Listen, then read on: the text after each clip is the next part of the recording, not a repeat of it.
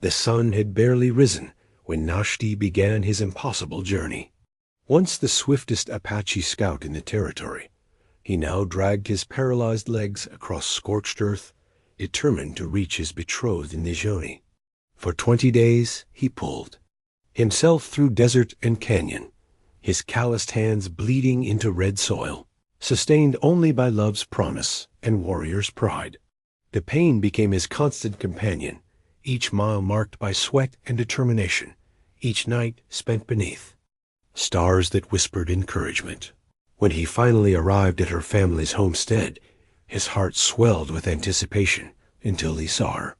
There she sat, laughing with another man, their heads bent close in animated conversation. Was this why her letters had stopped coming? Would he discover that his journey was built on nothing but shifting sand? Before we jump back in, tell us where you're tuning in from. And if this story touches you, make sure you're subscribed, because tomorrow I've saved something extra special for you. The morning sun cast long shadows across the Apache camp as Náshdí sat before his wickiup, carefully wrapping the leather grip of his medicine staff. His grandfather had carved it from lightning-struck oak the summer before his passing, etching prayers for strength into its weathered surface. Now it served both as spiritual guide and necessary support for a body that had once been the pride of his people. "You still intend this foolishness," his mother said, not a question but a statement of resigned understanding.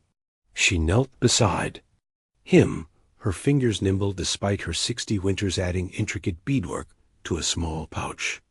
"I made a promise," Náshdí replied, his voice carrying the quiet authority that had once commanded warriors.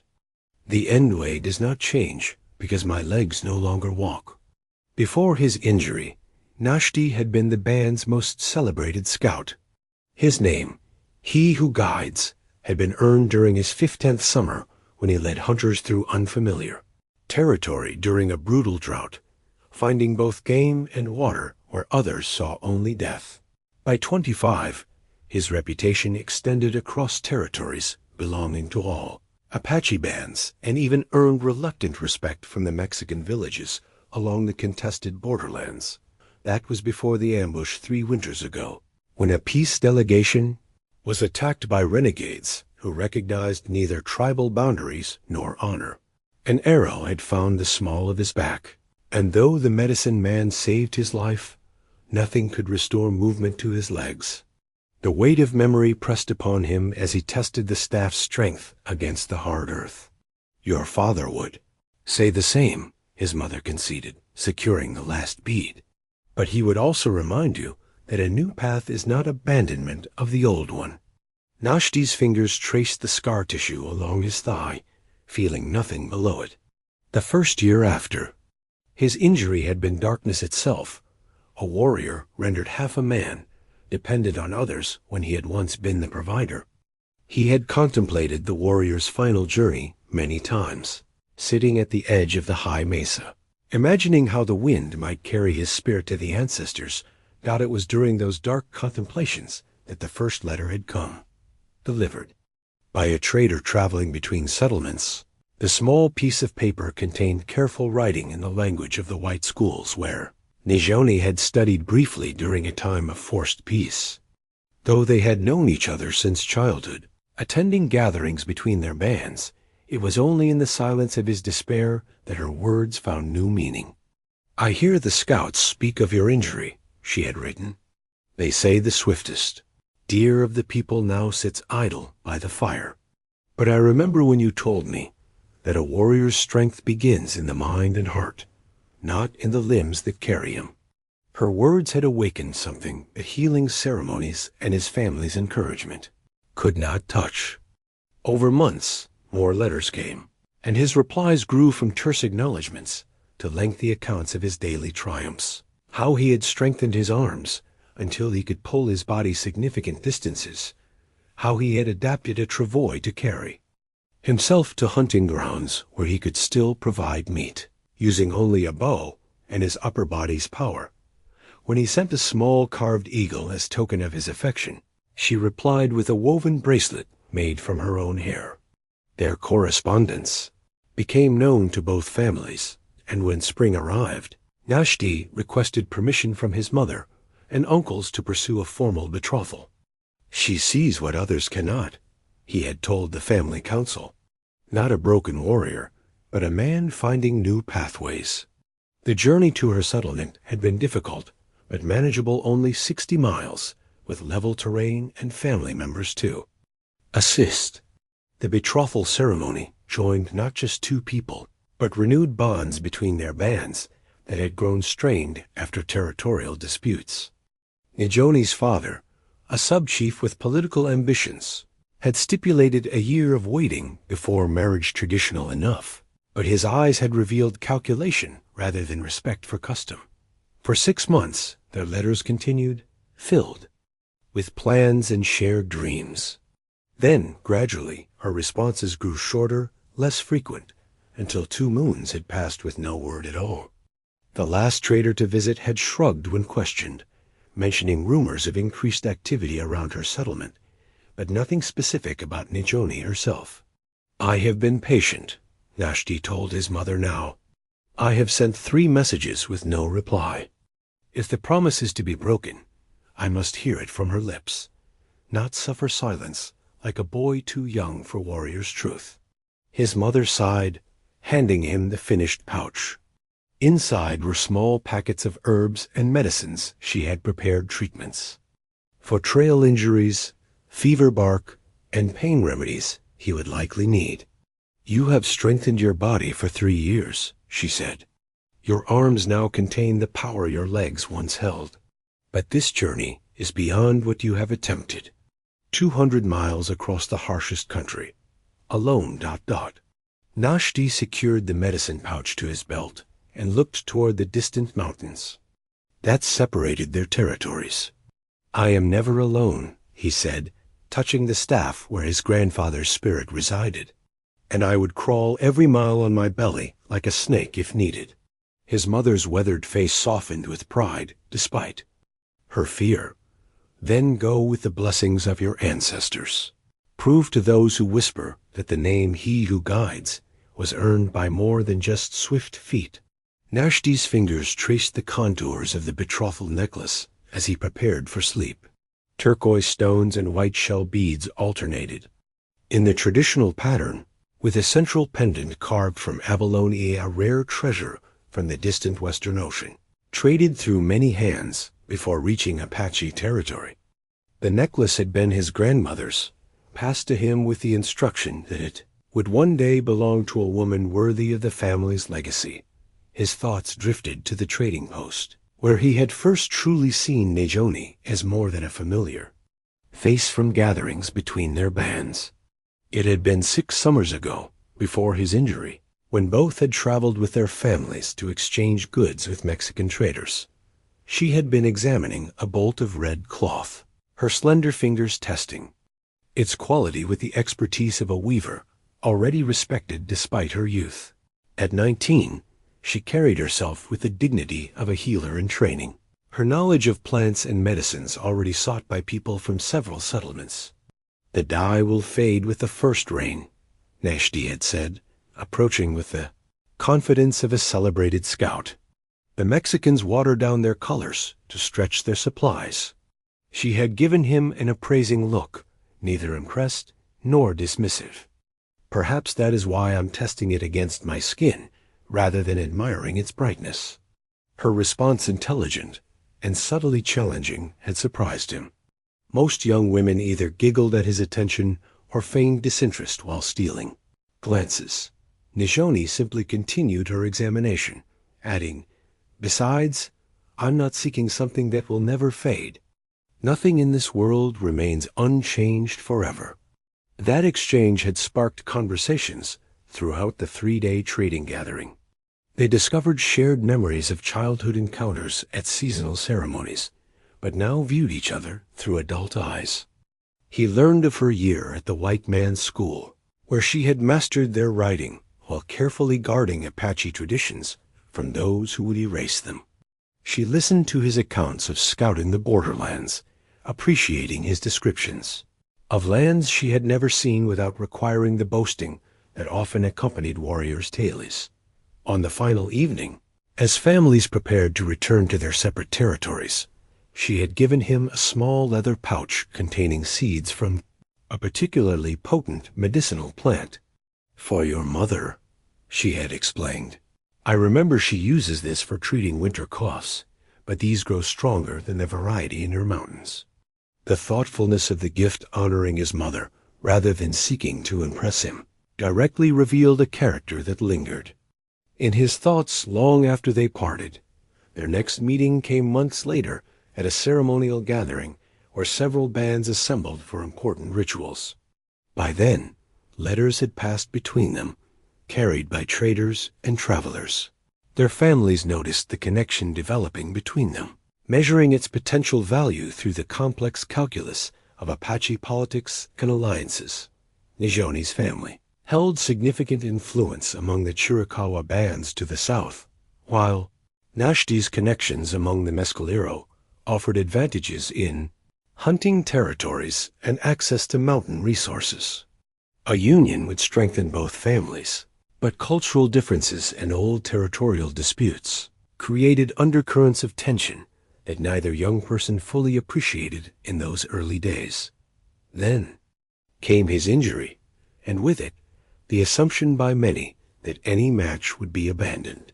A warrior who could not walk or ride represented a burden rather than an alliance advantage. Nizhoni's father, always strategic in matters affecting his families, Standing had been expected to withdraw any support for their connection.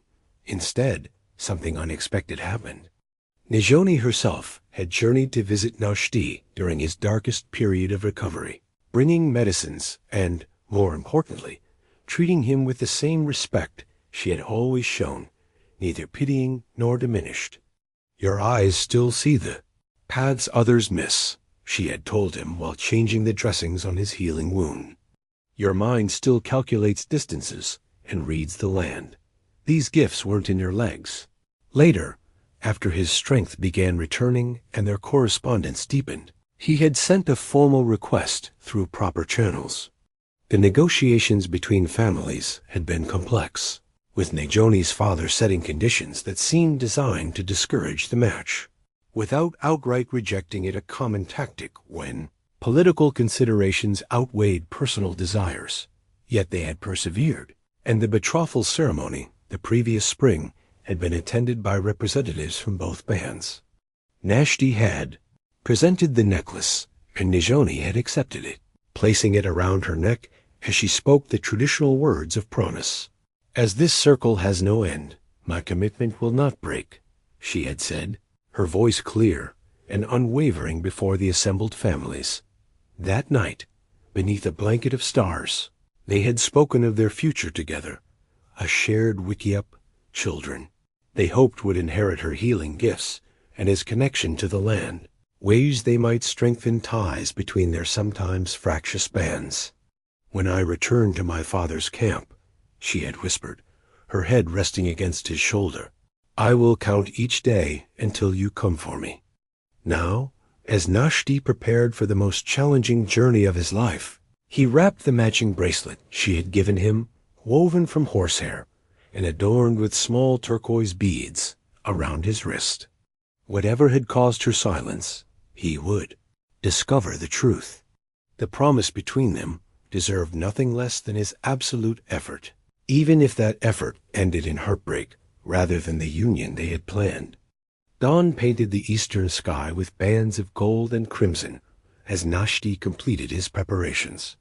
The special water gourd decorated with protective symbols and prayers for safe passage hung from his waist alongside smaller pouches containing dried meat, pinole, and his mother's medicines. He had spent weeks adapting a travois for his unique purpose, designing it to distribute his weight evenly while allowing him to pull himself forward using the strength of his arms. "You have chosen the worst season for this journey," his uncle observed, helping secure the final bindings on the travois. "The summer heat will bake the lowlands like a pottery kiln, and in winter the mountain passes would be impassable," Náshdí replied. "I have studied the route carefully. There are water sources I can reach each day if I maintain proper pace. His uncle, a respected elder who had once guided trading parties across these same territories, nodded reluctantly. You were always meticulous in your planning, even as a boy. But no plan survives first contact with the desert's will. Around them, the camp stirred to life. Though most had expressed their doubts about his journey, many now came to offer small tokens for safe passage: a pouch of special tobacco, a stone fetish carved to resemble a mountain lion, strips of dried fruit preserved from the previous autumn's harvest. Each gift acknowledged the gravity of his undertaking, even from those who believed he would turn back within days. His mother approached last, her face composed despite the wetness in her eyes. In her hands, she carried a deerskin covering for the travois. This will protect you from the sun, she said, helping arrange it over the frame. I have sewn prayers into every stitch. Náshdí clasped her weathered hands, pressing his forehead against them in the gesture of deepest respect. I will return, he promised. If that is the Creator's will, she answered, placing a hand on his head in blessing. But remember that sometimes the journey itself is the purpose, not the destination we imagine.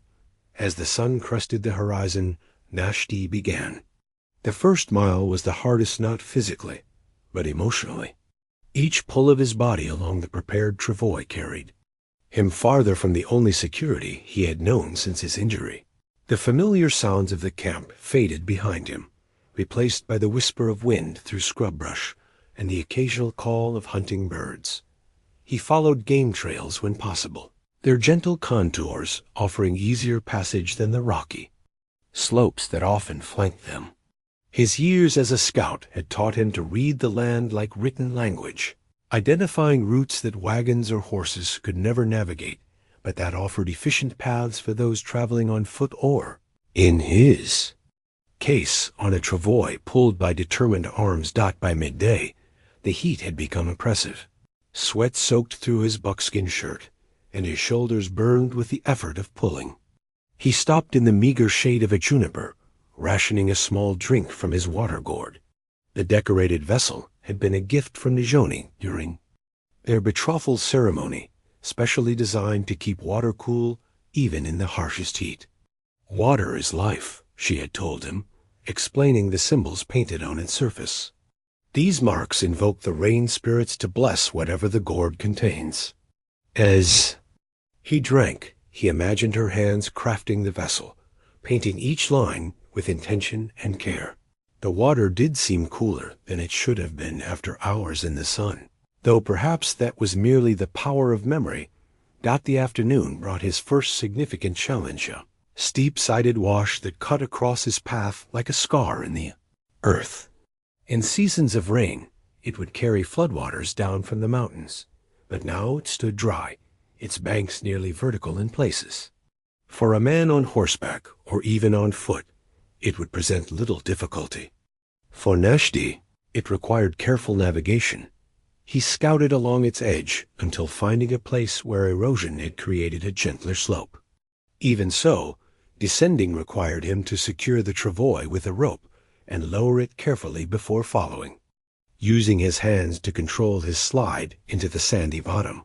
The opposite bank proved more challenging, forcing him to abandon the travois temporarily, while he pulled himself up using exposed roots and rocks as handholds, then laboriously hauled his equipment after him using a system of ropes. By the time he reached level ground again, the sun was lowering toward the western peaks. His hands, though calloused from years of adaptation to his condition, had developed fresh blisters that stung with each new grasp of earth.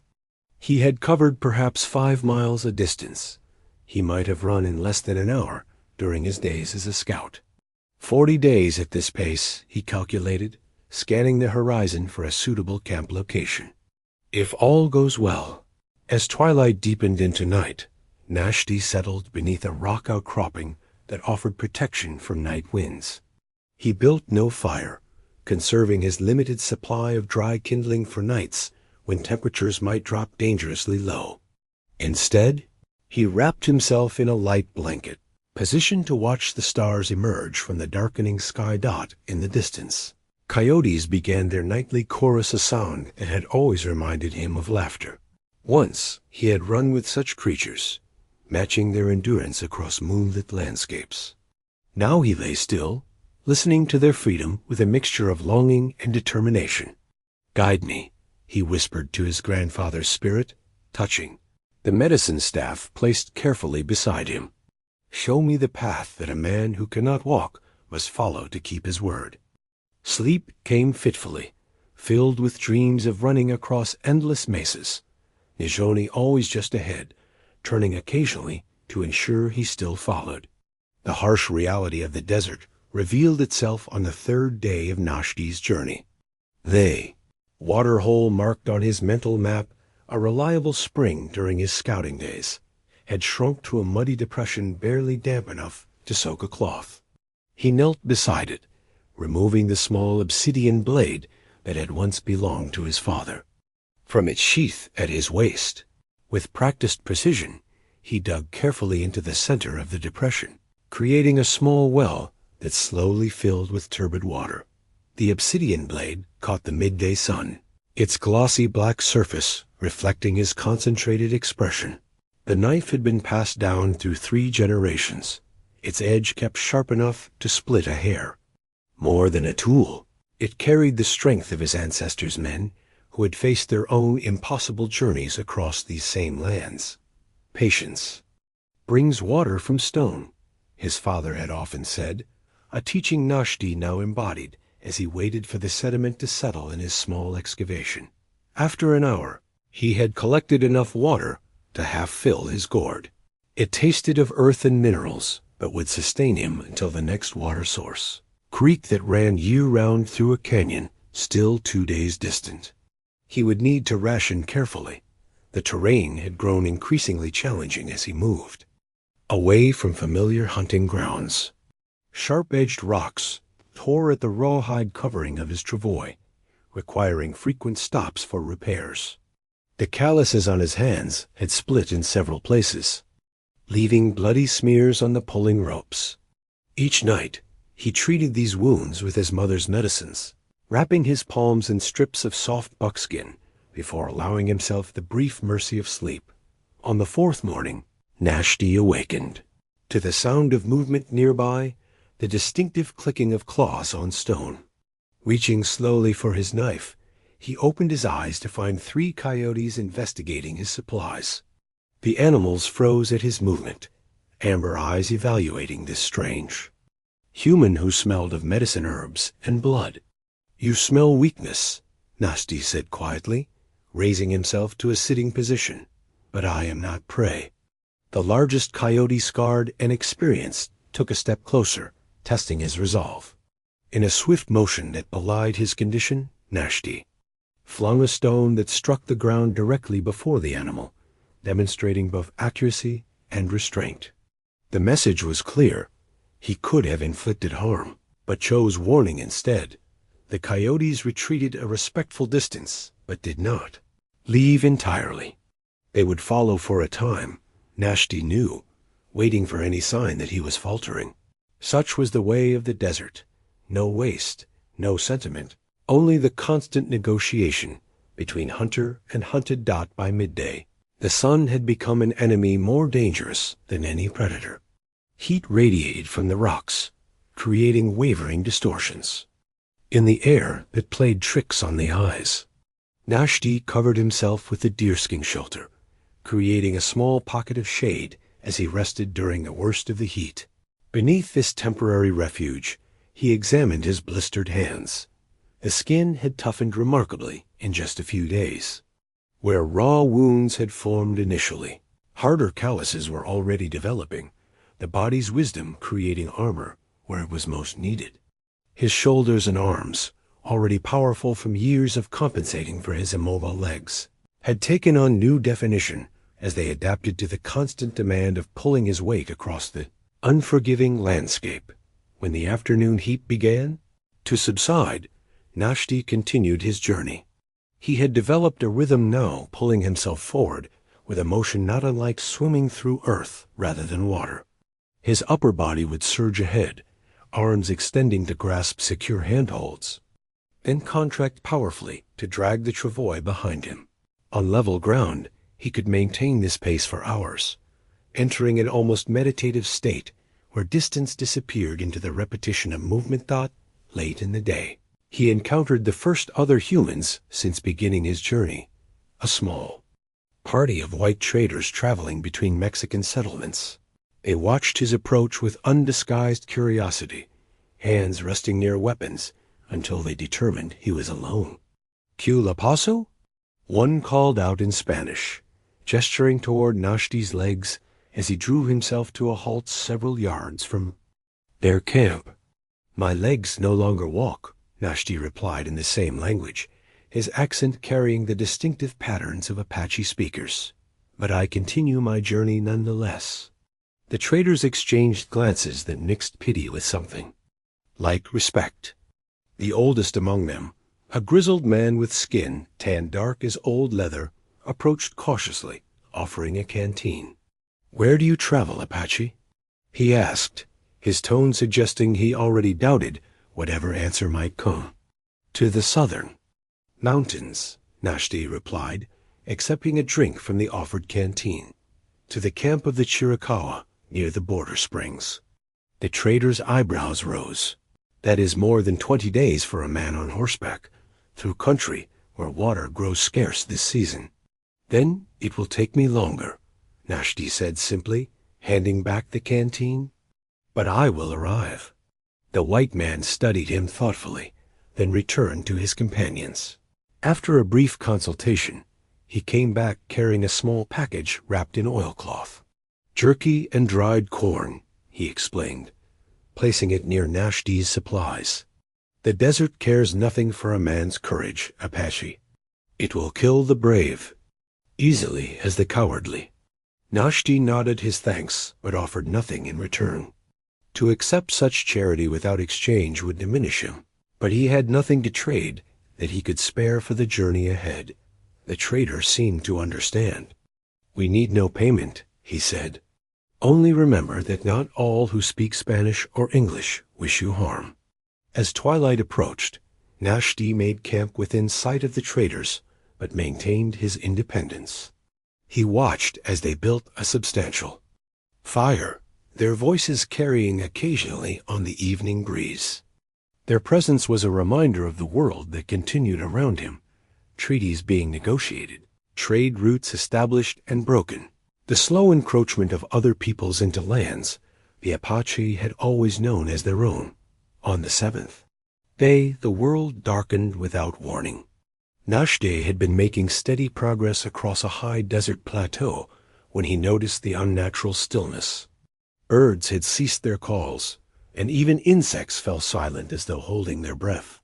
Looking westward, he saw it a wall of dust advancing like a great brown wave, obscuring mountains that had been visible moments before. A summer storm, violent and unpredictable. Not the gentle rains that brought life to the desert, but the kind that reshaped landscapes and claimed unwary travelers. Náshdí scanned the terrain with urgent precision. The plateau offered no natural shelter, and the nearest canyon lay at least an hour's journey ahead, impossible to reach before the storm struck. His experienced eye caught a slight depression, flanked by boulder formations perhaps half a mile to the south. It wasn't ideal, but it offered the only protection within reach. He abandoned the careful pace he'd maintained for days, pulling his travois with renewed strength born of necessity. The wind arrived first hot, dust-laden gusts. That stung his eyes and coated his mouth with grit. The sky darkened to an ominous amber gray as day, transformed to artificial twilight. The depression proved shallower than he'd hoped, little more than a dip in the landscape, partially sheltered by wind-carved stones. Working quickly, he positioned his travois against the largest boulder, creating a crude lean-to with a deerskin covering. From a pouch at his waist, he withdrew a small ceremonial rattle made of turtle shell, filled with sacred seeds. The rattle had been a gift from the tribe's medicine man, after Náshdí survived the arrow wound that claimed his mobility. When chaos surrounds you, the elder had instructed, this will remind the storm spirits that you are a man of prayer, not to be taken carelessly. As the first fat raindrops struck the earth, sending up small explosions of dust, Náshdí began the storm protection ritual. The rattle's rhythm matched the accelerating beats of rain, creating a counter-harmony to the growing tumult. His voice rose in the ancient songs that honored the power of storms while requesting safe passage through their fury. The deluge arrived with sudden violence. What had been dust-dry earth transformed almost instantly into flowing mud as water sought the path of least resistance directly through Náshdí's makeshift shelter. He fought to maintain position, dragging himself and his vital supplies higher against the boulder as the depression began filling like a bolt-out lightning, split the sky with blinding frequency, followed by thunder that he felt through the stone. At his back, between flashes, the world disappeared into a curtain of water and darkness. The rattle continued its rhythm in his hand, a small defiance against elemental forces that could sweep away all human intention. A sudden rush of water hit with unexpected force, and Náshdí felt his travois beginning to pull away from its moorings. Inside were the gifts for Nizhoni's family, the additional medicines, the precious supply of dried foods, everything that would make the remainder of his journey possible. With a desperate lunge, he caught the edge of the frame, anchoring it with his body weight while searching for better securing. The effort cost him his stable position. Mud gave way beneath him, and he felt himself sliding toward the newly formed wash, cutting through what had been solid ground hours before. Using the travois as leverage, he pulled himself back toward the boulder, arms straining against the combination of his body weight and the pull of flowing water-rain, pelted his face with stinging force as he fought for each inch of ground. His hands, already raw from days of travel, slipped on the wet rawhide bindings. The ceremonial rattle remained clutched in his fingers, its voice now lost in the greater percussion of the storm. A sudden flash-flood surge lifted both Náshdí and the travois, spinning them away from the sheltering boulder. For terrifying moments, he was at the mercy of the current, tumbling through churning brown water that tasted of earth and stone. His lungs burned as he fought to keep his face above the flow, his useless legs dragging like anchors in the debris-filled torrent. The world narrowed to immediate, survival grasping for handholds, fighting for breath, maintaining his grip on both the travois and the sacred rattle that connected him to protection. Time lost meaning in the chaotic struggle until, with jarring suddenness, the flood deposited him in a tangle of uprooted brush that had collected against a stone as. Suddenly, as it had arrived, the storm's fury began to subside. Rain softened from violent sheets to steady drumming, then to gentle patter. Stars appeared in patches between tattered clouds as the storm continued eastward, leaving devastation and renewal in equal measure. Náshdí lay where the waters had left him, coughing mud from his lungs, taking inventory of his condition. His body ached from impacts with stones and debris, and a deep gash crossed his forearm where something sharp had found him in the churning water. The travois remained miraculously connected to him, though its contents had been thoroughly soaked.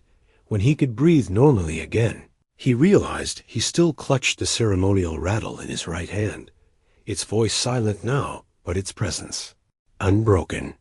With shaking fingers, he returned it to the medicine pouch at his waist, reminder that he had faced the storm's judgment and survived. Night fell completely as Náshdí dragged himself to marginally higher ground.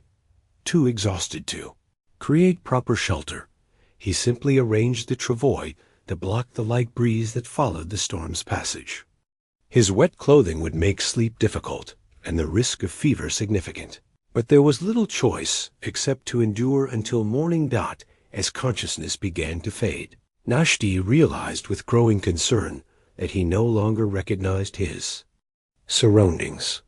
The storm had carried him far from his planned route, depositing him in territory he couldn't immediately identify in the darkness.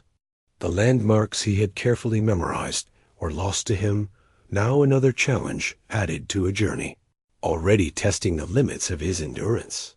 Dawn revealed the storm's impact with merciless clarity.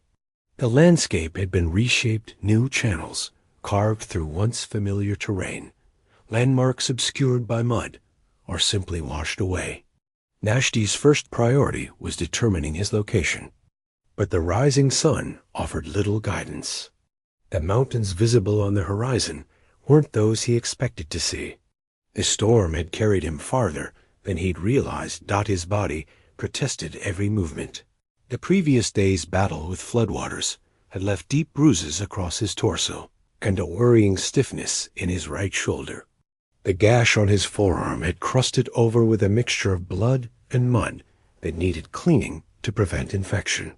Most concerning was the heat he felt building behind his eyes, the first warning of fever taking hold. From his medicine pouch, he retrieved willow bark and fever root, chewing them into a bitter paste that he forced himself to swallow. The supplies, salvaged from his travois, were disheartening food packages, soaked and partially ruined, one water container cracked and empty.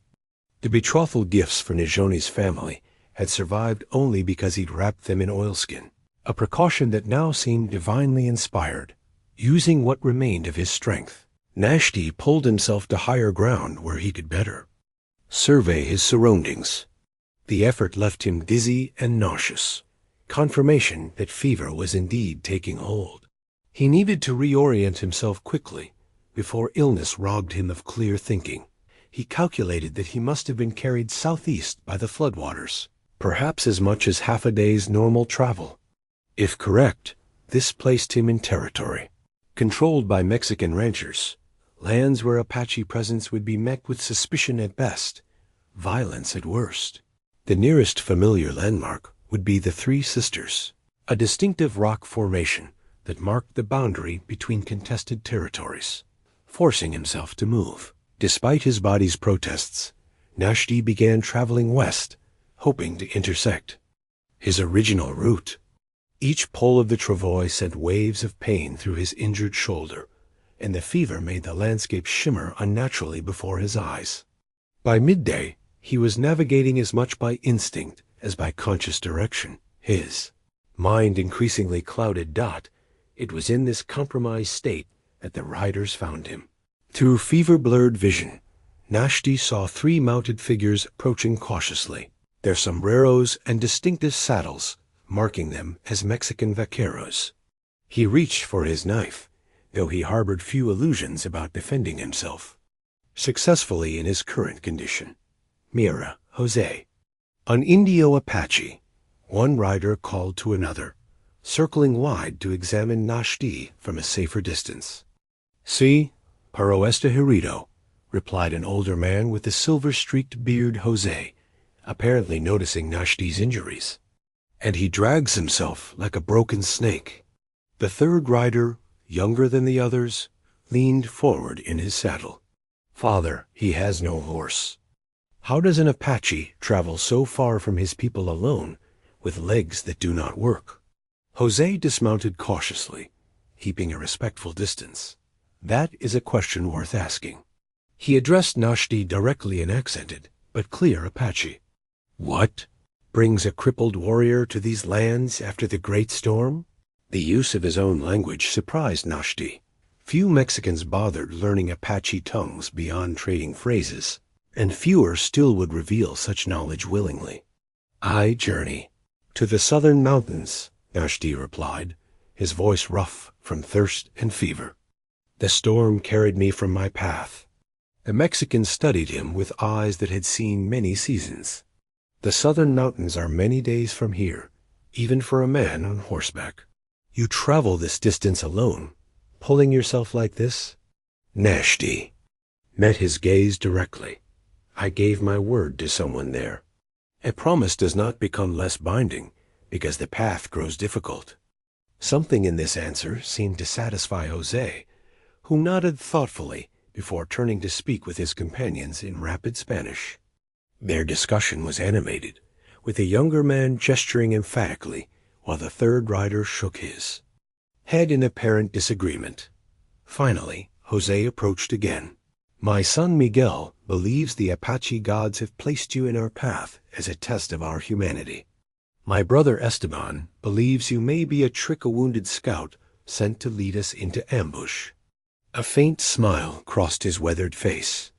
"I think you are simply a stubborn man with an important promise to keep." He gestured toward Náshdí's arm. "That wound festers. We have a camp half a day's ride from here. We can offer medicine, food, and guidance to return you to your proper path." Suspicion warred with necessity in Náshdí's mind. Relations between Apache bands and Mexican settlers had alternated between trade and bloodshed for generations. Yet, his condition left few alternatives. The fever was worsening, and he had lost his bearings entirely.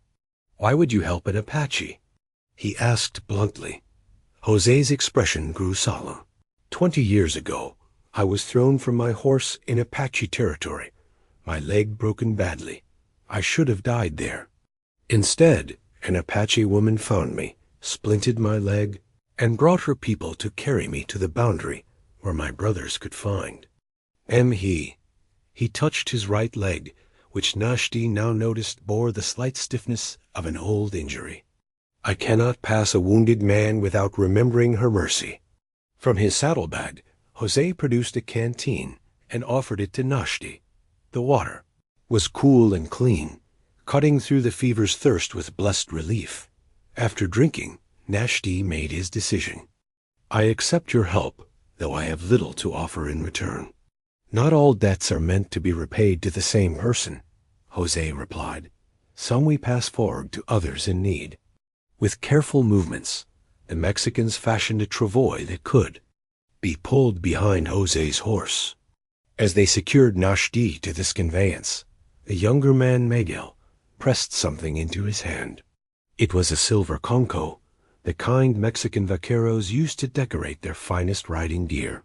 "For protection. On your journey," Miguel explained in halting Apache. "My grandmother was a pata. She said silver turns away evil spirits on difficult paths." Náshdí closed his fingers around the unexpected gift, a small circle of brightness that seemed to bridge the divide between their peoples, much like the bridge Jose had extended through memory and mercy. 3 days with the Mexican family had restored Náshdí's strength. Jose's wife, Luisa, possessed considerable skill with healing herbs, treating his infected wound with a poultice of crushed agave and wild oregano that drew out the poison. Their small adobe home on the edge of a seasonal creek had offered shade and rest while fever ran its course through his body. Upon departing, Jose had provided him with a hand-drawn map marking reliable water sources and dangerous territories to avoid.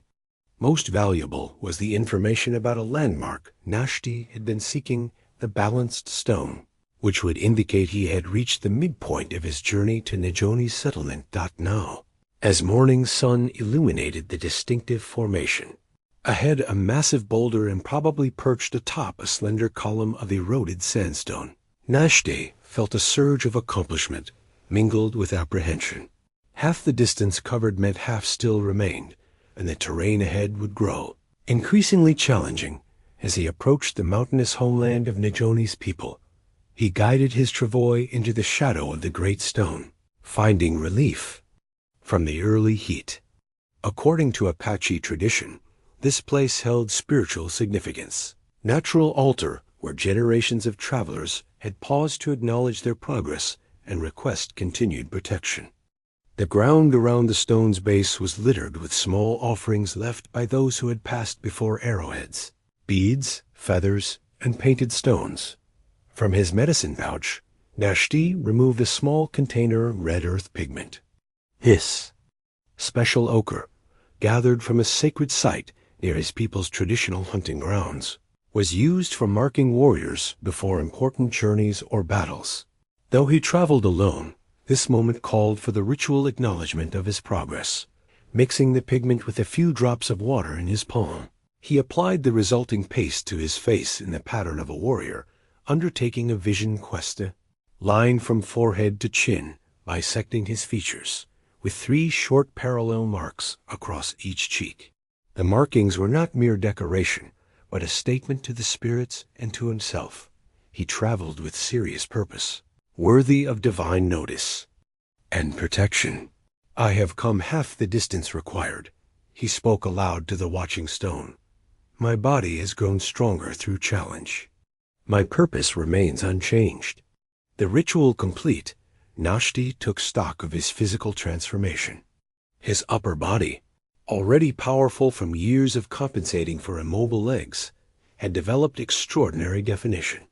Shoulders and arms that had once drawn admiration from fellow warriors now possessed a sculpted quality that spoke of constant exertion.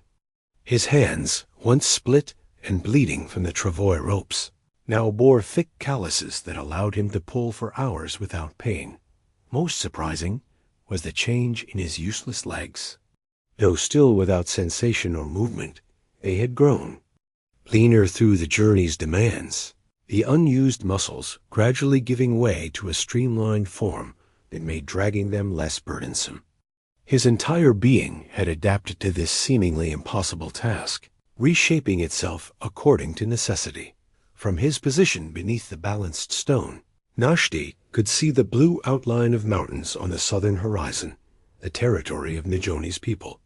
He recalled her descriptions of her homeland, shared during their brief times together. Juniper-covered slopes where eagles nested, hidden valleys where healing plants grew in abundance, clear streams that ran cold even in summer heat. The water tastes different there, she had told him once. Sweeter, as though the mountains add their own medicine to every drop. The memory of her voice renewed his determination. He would taste that water beside her, see the lands that had shaped her into the woman who had captured his heart, despite his broken body as he prepared to continue his journey. Movement in the distance caught his attention. A small band of wild horses grazed on the sparse vegetation, perhaps half a mile away, their freedom of movement across the landscape, a poignant contrast to his own laborious progress. The lead mare raised her head, sensing his presence even at this distance. Her ears pricked forward in alert assessment. Náshdí remained motionless, allowing the wild creatures their space. In Apache tradition, horses represented the ultimate.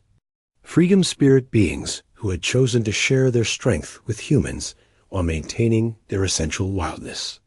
To see them at this crucial juncture seemed an omen worth noting. Amare watched him for several heartbeats before returning to her grazing, apparently determining he posed no threat to her band. Something about her calm acceptance neither approaching in curiosity nor fleeing in fear resonated with Náshdí.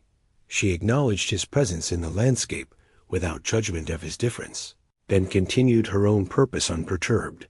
That night, camped within sight of the balanced stone, Náshdí dreamed of Nizhoni.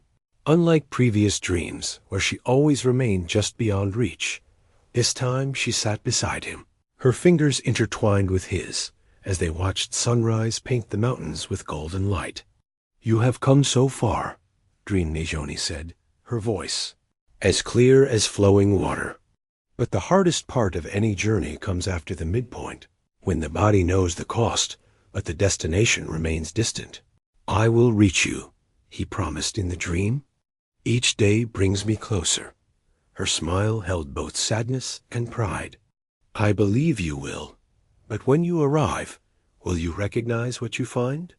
Will I recognize what the journey has made of you?"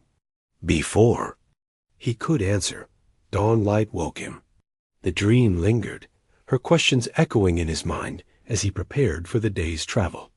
The mountains seemed both closer and more imposing in the morning light, their blue shadows deepening to purple where canyons cut through ancient stone, applying a fresh layer of red earth pigment to renew his warrior markings. Náshdí set his course directly toward those distant peaks. The halfway point was behind him now. Whatever challenges lay ahead, he would meet them with the strength earned through the challenges already overcome. 3 days with the Mexican family had restored Náshdí's strength. José's wife, Luisa, possessed considerable skill with healing. Herbs treating his infected wound with a poultice of crushed agave and wild oregano that drew out the poison. Their small adobe home on the edge of a seasonal creek had offered shade and rest while fever ran its course through his body. Upon departing, José had provided him with a hand-drawn map marking reliable water sources and dangerous territories to avoid. Most valuable was the information about a landmark Náshdí had been seeking, the balanced stone, which would indicate he had reached the midpoint of his journey to Nizhoni settlement. Now, as morning sun illuminated the distinctive formation, ahead a massive boulder improbably perched atop a slender column of eroded sandstone. Náshdí felt a surge of accomplishment mingled with apprehension. Half the distance covered meant half still remained, and the terrain ahead would grow, increasingly challenging as he approached the mountainous homeland of Nizhoni's people. He guided his travois into the shadow of the great stone, finding relief from the early heat. According to Apache tradition, this place held spiritual significance, natural altar where generations of travelers had paused to acknowledge their progress and request continued protection. The ground around the stone's base was littered with small offerings left by those who had passed before arrowheads, beads, feathers, and painted stones. From his medicine pouch, Náshdí removed a small container of red earth pigment. This special ochre, gathered from a sacred site near his people's traditional hunting grounds, was used for marking warriors before important journeys or battles. Though he traveled alone, this moment called for the ritual acknowledgement of his progress. Mixing the pigment with a few drops of water in his palm, he applied the resulting paste to his face in the pattern of a warrior undertaking a vision quest, a line from forehead to chin bisecting his features, with 3 short parallel marks across each cheek. The markings were not mere decoration, but a statement to the spirits and to himself. He traveled with serious purpose, worthy of divine notice and protection. "I have come half the distance required," he spoke aloud to the watching stone. "My body has grown stronger through challenge. My purpose remains unchanged." The ritual complete, Náshdí took stock of his physical transformation. His upper body, already powerful from years of compensating for immobile legs, had developed extraordinary definition. Shoulders and arms that had once drawn admiration from fellow warriors now possessed a sculpted quality that spoke of constant exertion. His hands, once split and bleeding from the travois ropes, now bore thick calluses that allowed him to pull for hours without pain. Most surprising was the change in his useless legs. Though still without sensation or movement, they had grown. Leaner through the journey's demands, the unused muscles gradually giving way to a streamlined form that made dragging them less burdensome. His entire being had adapted to this seemingly impossible task, reshaping itself according to necessity. From his position beneath the balanced stone, Náshdí could see the blue outline of mountains on the southern horizon, the territory of Nizhoni's people. He recalled her descriptions of her homeland, shared during their brief times together. Juniper-covered slopes where eagles nested, hidden valleys where healing plants grew in abundance, clear streams that ran cold even in summer heat. "The water tastes different there," she had told him once. Sweeter, as though the mountains add their own medicine to every drop. The memory of her voice renewed his determination. He would taste that water beside her, see the lands that had shaped her into the woman who had captured his heart, despite his broken body. As he prepared to continue his journey, movement in the distance caught his attention. A small band of wild horses grazed on the sparse vegetation, perhaps half a mile away, their freedom of movement across the landscape, a poignant contrast to his own laborious progress. The lead mare raised her head, sensing his presence even at this distance. Her ears pricked forward in alert assessment. Náshdí remained motionless, allowing the wild creatures their space. In Apache tradition, horses represented the ultimate. Freedom spirit beings who had chosen to share their strength with humans while maintaining their essential wildness. To see them at this crucial juncture seemed an omen worth noting. Amare watched him for several heartbeats before returning to her grazing, apparently determining he posed no threat to her band. Something about her calm acceptance neither approaching in curiosity nor fleeing in fear resonated with Náshdí. She acknowledged his presence in the landscape without judgment of his difference, then continued her own purpose unperturbed. That night, camped within sight of the balanced stone, Náshdí dreamed of Nizhoni. Unlike previous dreams, where she always remained just beyond reach, this time she sat beside him, her fingers intertwined with his, as they watched sunrise paint the mountains with golden light. "You have come so far," dreamed Nizhoni said, her voice as clear as flowing water. "But the hardest part of any journey comes after the midpoint, when the body knows the cost, but the destination remains distant. I will reach you," he promised in the dream. "Each day brings me closer." Her smile held both sadness and pride. "I believe you will, but when you arrive, will you recognize what you find? Will I recognize what the journey has made of you?" Before he could answer, dawn light woke him. The dream lingered, her questions echoing in his mind as he prepared for the day's travel.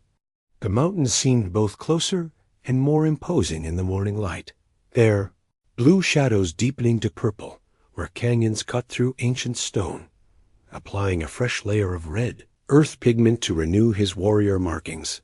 Náshdí set his course directly toward those distant peaks. The halfway point was behind him. Now, whatever challenges lay ahead, he would meet them with the strength earned through the challenges already overcome.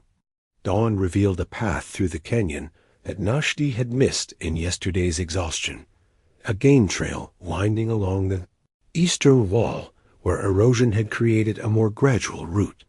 This discovery lifted his spirits as he maneuvered his travois along the narrow track, making better progress than seemed possible the day before. By midday, he emerged from the canyon's confines into a broad valley nestled between mountain ridges.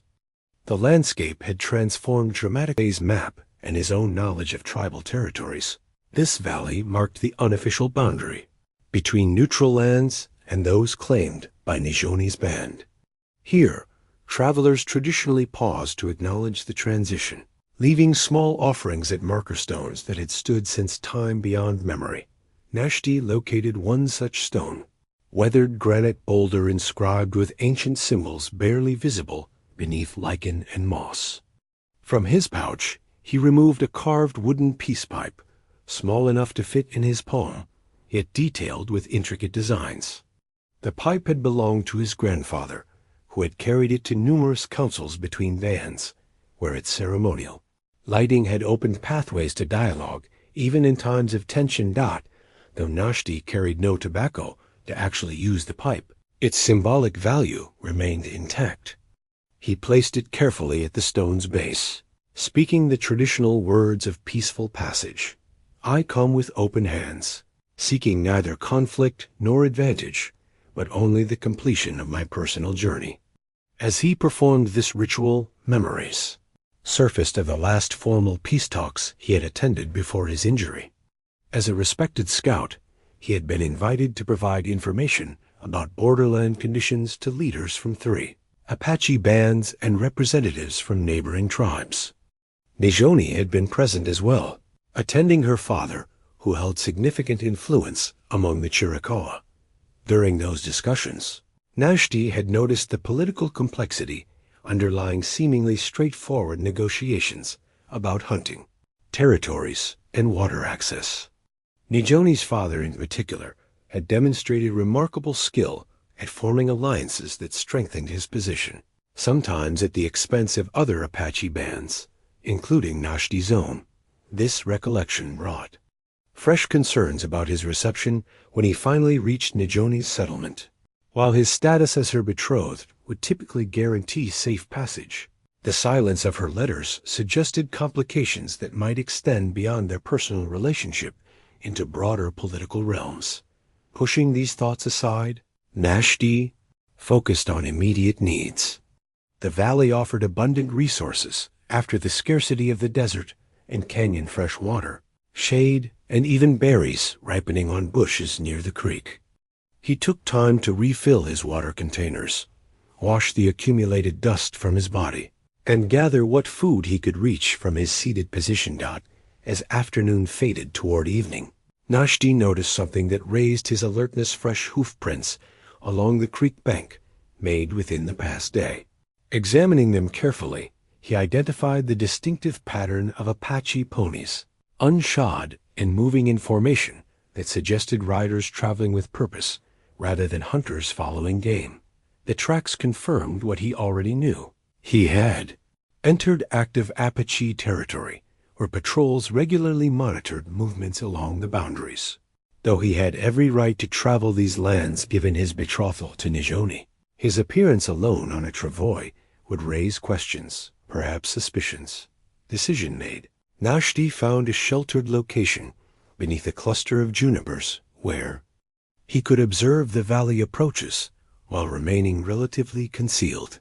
He would travel only at night until he better understood the current political situation. Moving after dark would slow his progress, but offered greater safety as he navigated these final stretches toward Nizhoni's settlement. As dusk settled across the valley, distant sounds caught his attention, a muffled cadence of horses moving at walking pace, accompanied by occasional human voices, carried on the evening breeze. A patrol was approaching along the creek, following the same tracks he had observed earlier. Náshdí pulled himself deeper into the shadows of the junipers, watching as 5 mounted warriors came into view. Their paint and adornments identified them as Chiricahua from Nizhoni's band, though he recognized none of them personally. They moved with the relaxed confidence of men in their own territory, yet their weapons remained ready bows, unstrung but accessible. Lances decorated with the feathers that denoted successful raids. They passed within 50 yards of his position without noticing his presence, their conversation drifting clearly through the still evening air. Though they spoke the Chiricahua dialect, Náshdí understood enough to realize they discussed recent developments of significance. Mentions of the council, northern visitors, and marriage alliance caught his attention sharply. One name, in particular, sent a chill through him: Kitso, son of a prominent leader from a band traditionally hostile to Náshdí's people. The context suggested this man was present at Nizhoni's settlement, though his exact purpose remained unclear from the fragments of conversation. Náshdí overheard as the patrol continued down the valley and out of earshot. Náshdí pondered this new information. The mention of marriage alliance, connected to the presence of Kitso, raised possibilities he had refused to consider during his journey. That political arrangements might have superseded his betrothal to Nizhoni, especially given his compromised physical condition and the potential advantages of an alliance with Kitso's powerful family. Yet the warrior's casual manner suggested no immediate crisis or conflict within the band, which offered some reassurance. Whatever was occurring at the settlement, it appeared to be proceeding according to established protocols, rather than through coercion or urgent necessity. When full darkness embraced the valley, Náshdí emerged from his hiding place to continue his journey. The night sky spread above him like a vast blanket studded with stars, and bisected by the gossamer trail of the Milky Way, the path of souls in Apache tradition, where ancestors watched the journeys of the living with eternal patience. "Guide me," he whispered to those invisible watchers as he pulled himself forward into territories, both familiar from stories and strange to his direct experience. "Show me how to approach what awaits with a warrior's wisdom rather than a lover's blindness." 3 nights of careful travel brought Náshdí to the outermost perimeter of lands directly connected to Nizhoni's settlement. The landscape had grown increasingly familiar from her descriptions, distinctive rock formations she had mentioned in letters.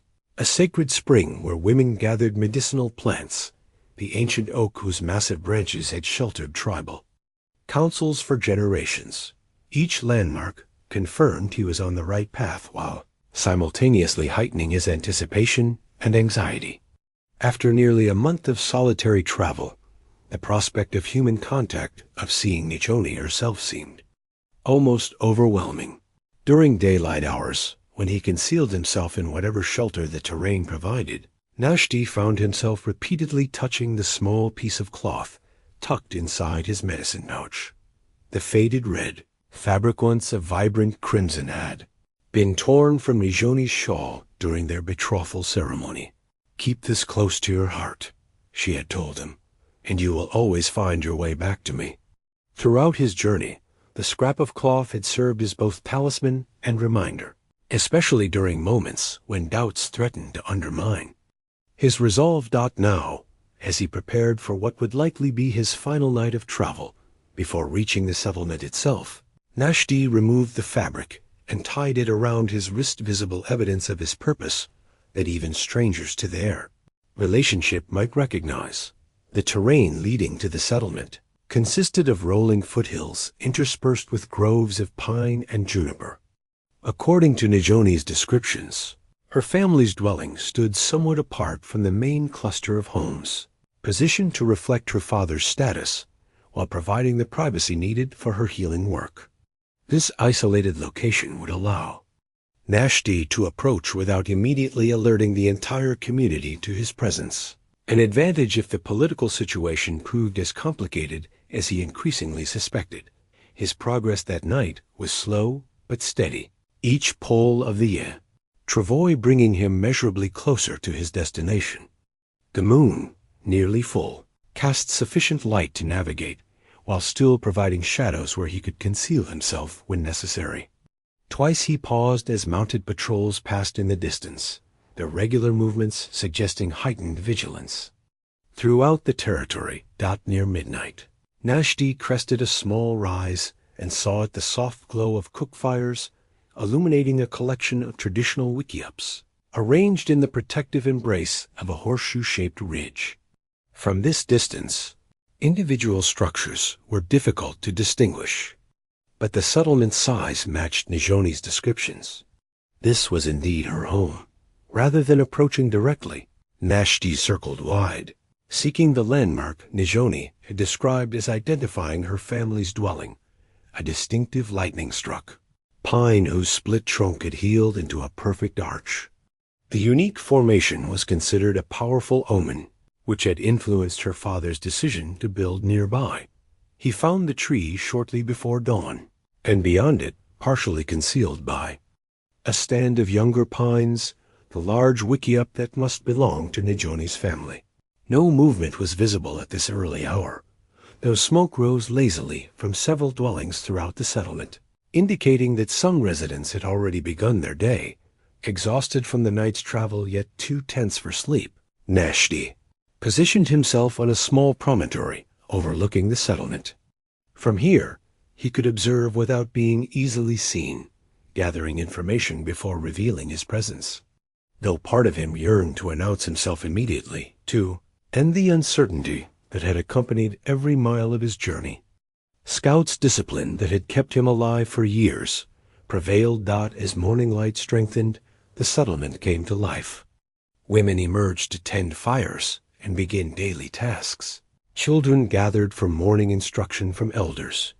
Young men prepared for hunting or patrol duties.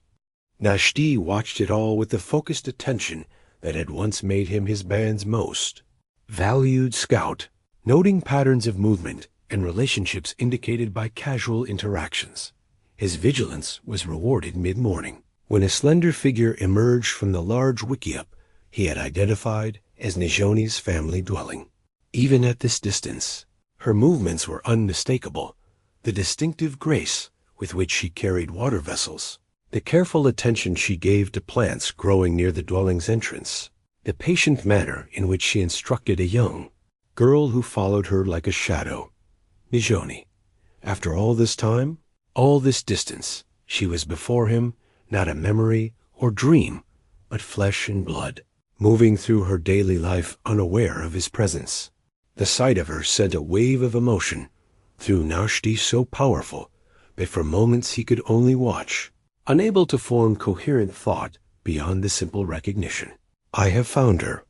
She appeared unchanged physically, her long hair still, worn in the traditional style with special ornaments denoting her healing status, her movements still conveying the quiet confidence he had always admired.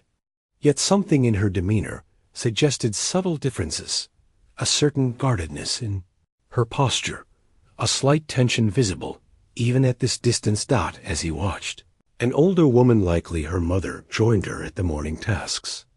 Their interaction confirmed Náshdí's impression of tension, with animated conversation punctuated by Nizhoni's gestures toward the larger settlement, suggesting disagreement about matters involving the broader community. Around midday, the settlement's activity shifted as people gathered for the main meal.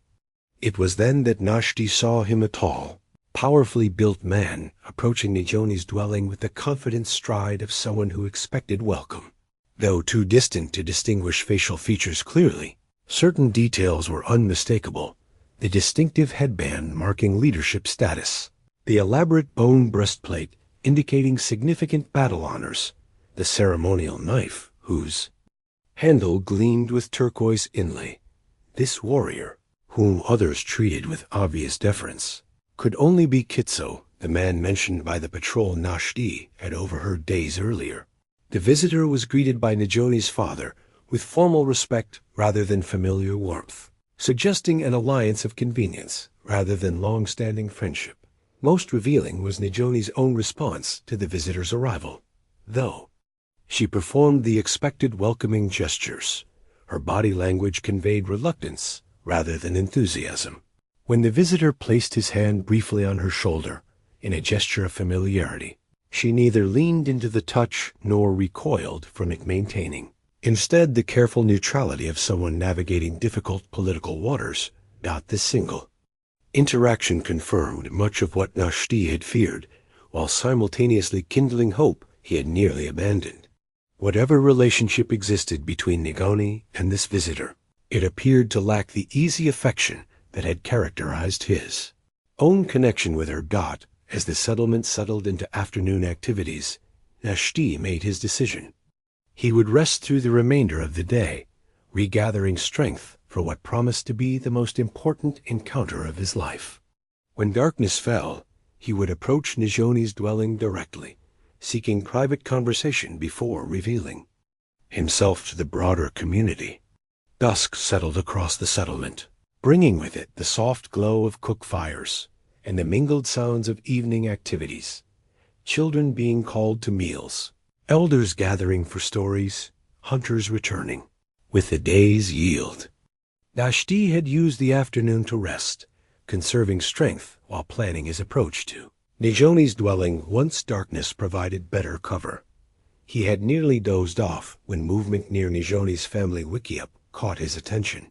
Through the gathering shadows, he saw her emerge alone, carrying a basket that suggested she intended to collect evening plants, those with medicinal properties best harvested at twilight. This unexpected opportunity galvanized him. If she ventured far enough from the settlement, they might speak privately without the complications of family or community interference. But before he could reposition himself along her likely path, another figure approached her, the same warrior he had observed earlier, Kitso. The man's timing seemed deliberate, as though he had been watching for this moment when Nizhoni might be unaccompanied. Their brief exchange resulted in Nizhoni returning her basket to the dwelling while Kitso waited outside, his stance suggesting expectation rather than request. When she re-emerged, they walked together toward a small structure set apart from the main settlement, a special eating area reserved for important discussions or honored guests, based on its design and location. Náshdí felt the weight of disappointment, recognizing that his chance for private conversation had evaporated. Yet this development offered different opportunity, a chance to observe their interaction without the formal constraints that had characterized their earlier meeting. From his medicine pouch, Náshdí retrieved one of the few trade items he had. Carried throughout his journey, a pair of brass binoculars acquired years earlier from Mexican traders. The instrument had proven valuable during his scouting days, though he had rarely found cause to use it during his current journey. Now it allowed him to study the scene unfolding at the eating area with uncomfortable clarity. Several other people had joined Nizhoni and Kitso, her father and mother, two elders he didn't recognize, and a younger man who resembled Kitso enough to suggest kinship. They arranged themselves around a cooking fire, where meat was being prepared on wooden spits. The formal positioning with Nizhoni, seated between her father and Kitso, carried unmistakable significance in Apache custom, indicating approval of their association, not though too distant to hear their conversation. Náshdí could read the dynamics with painful clarity. Nizhoni's father dominated the discussion, his animated gestures suggesting persuasive argument directed primarily toward the elders. Kitso maintained the confident posture of someone assured of eventual success, occasionally leaning toward Nizhoni, with comments that produced nods but little visible enthusiasm from her. Most revealing was Nizhoni herself. To casual observation, she performed her expected role serving food, participating in conversation when addressed, showing appropriate respect to both her father and their guests. But Náshdí, who had studied her expressions and movements during their time together, recognized subtle signs of inner conflict, the slight tension in her shoulders, the way her smile appeared and vanished too quickly, how she repeatedly touched the medicine pouch at her waist in the unconscious gesture she made when anxious dot as the meal progressed. Something unexpected occurred. A comment from Kitso prompted genuine laughter from Nizhoni, not the polite acknowledgement she had offered previously, but spontaneous amusement that transformed her face momentarily. She leaned toward him, replying with animation that suggested real engagement rather than obligatory response. The sight struck Náshdí with physical force. In that unguarded moment, the possibility he had refused to fully consider throughout his journey became unavoidably real, that Nizhoni might genuinely prefer this powerful, whole-bodied warrior to a man who dragged himself across earth on useless legs. Lowering the binoculars, Náshdí confronted emotions he had suppressed beneath determination and physical endurance. The jealousy that flared was expected, but beneath it lay something more complicated, a recognition that his love for Nizhoni might require accepting her happiness with another, if that truly represented her heart's desire. When he raised the binoculars again, the scene had shifted. The formal meal appeared to be concluding, with Kitso's relative, likely his brother, speaking, while others listened with serious expressions. His gestures suggested formal pronouncements rather than casual conversation, particularly when he motioned toward Nizhoni with a ceremonial movement that Náshdí recognized from betrothal negotiations, that the implications crystallized with devastating clarity. This gathering wasn't merely social, it appeared to be the final discussions of a marriage arrangement between Nizhoni and Kitso, with formal representatives from both families present to witness agreements. The traditional timeline for such negotiations would place the actual union ceremony within days or perhaps a week at most. Náshdí had arrived just in time to witness the dissolution of his own hopes. As the gathering dispersed, Nizhoni walked between her parents back toward their dwelling, while Kitso and his kinsmen moved toward guest accommodations on the settlement's edge. Their separate departures offered small comfort, at least the arrangement had not yet progressed to shared quarters, but little hope for changing what seemed increasingly inevitable, moving with the careful silence that had once made him the band's most effective scout. Náshdí retreated from his observation point to a secluded hollow farther from the settlement. There, sheltered by juniper and the deepening night, he allowed himself to acknowledge the full impact of what he had witnessed. The physical pain of his journey, the blisters and exhaustion, the hunger and thirst, the constant strain of pulling his body across hostile terrain seemed insignificant compared to this hollow ache in his chest. He had prepared himself for many possible outcomes, including Nizhoni's rejection, but the specific cruelty of arriving just as she formalized connection with another exceeded his darkest imaginings, yet even as despair threatened to overwhelm him, the warrior's discipline reasserted itself. He had not traveled 200 miles to retreat unseen at the first sign of difficulty. The Náshdí, who had earned respect as a scout, would gather complete information before drawing conclusions. The man who had earned Nizhoni's love once before deserved at least to hear her explanation directly, whatever pain that might bring. Dawn found Náshdí concealed in a dense thicket overlooking the path between the guest quarters and Nizhoni's family dwelling. Sleep had come in fitful bursts, his mind too turbulent for true rest. Now, as the settlement stirred to life, he focused on gathering information about the man who appeared to have taken his place in Nizhoni's future. Kitso emerged from the guest wickiup shortly after sunrise, his powerful physique evident even in the simple movements of morning routine. Everything about him spoke of warrior status, the easy confidence in his stride, the battle honors adorning his clothing, the respectful acknowledgement he received from others in the settlement. Watching him perform stretching exercises that showcased remarkable flexibility and strength, Náshdí felt the sharp contrast with his own broken body more keenly than ever before. This was no ordinary rival. Kitso's reputation had reached even Náshdí's band, though they had never encountered each other directly.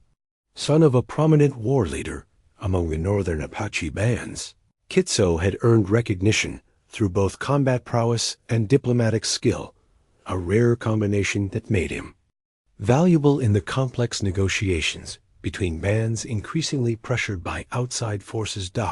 As a younger man, before his injury, Náshdí might have considered himself Kitso's equal in different ways. His skills as a scout had earned similar respect, and his understanding of surrounding territories and peoples had made him equally valuable in council discussions. But those comparative assessments belonged to a different life, one where he stood on his own legs rather than dragging them behind him on a travois. Mid-morning brought new information as Kitso joined a gathering of men near the central meeting area.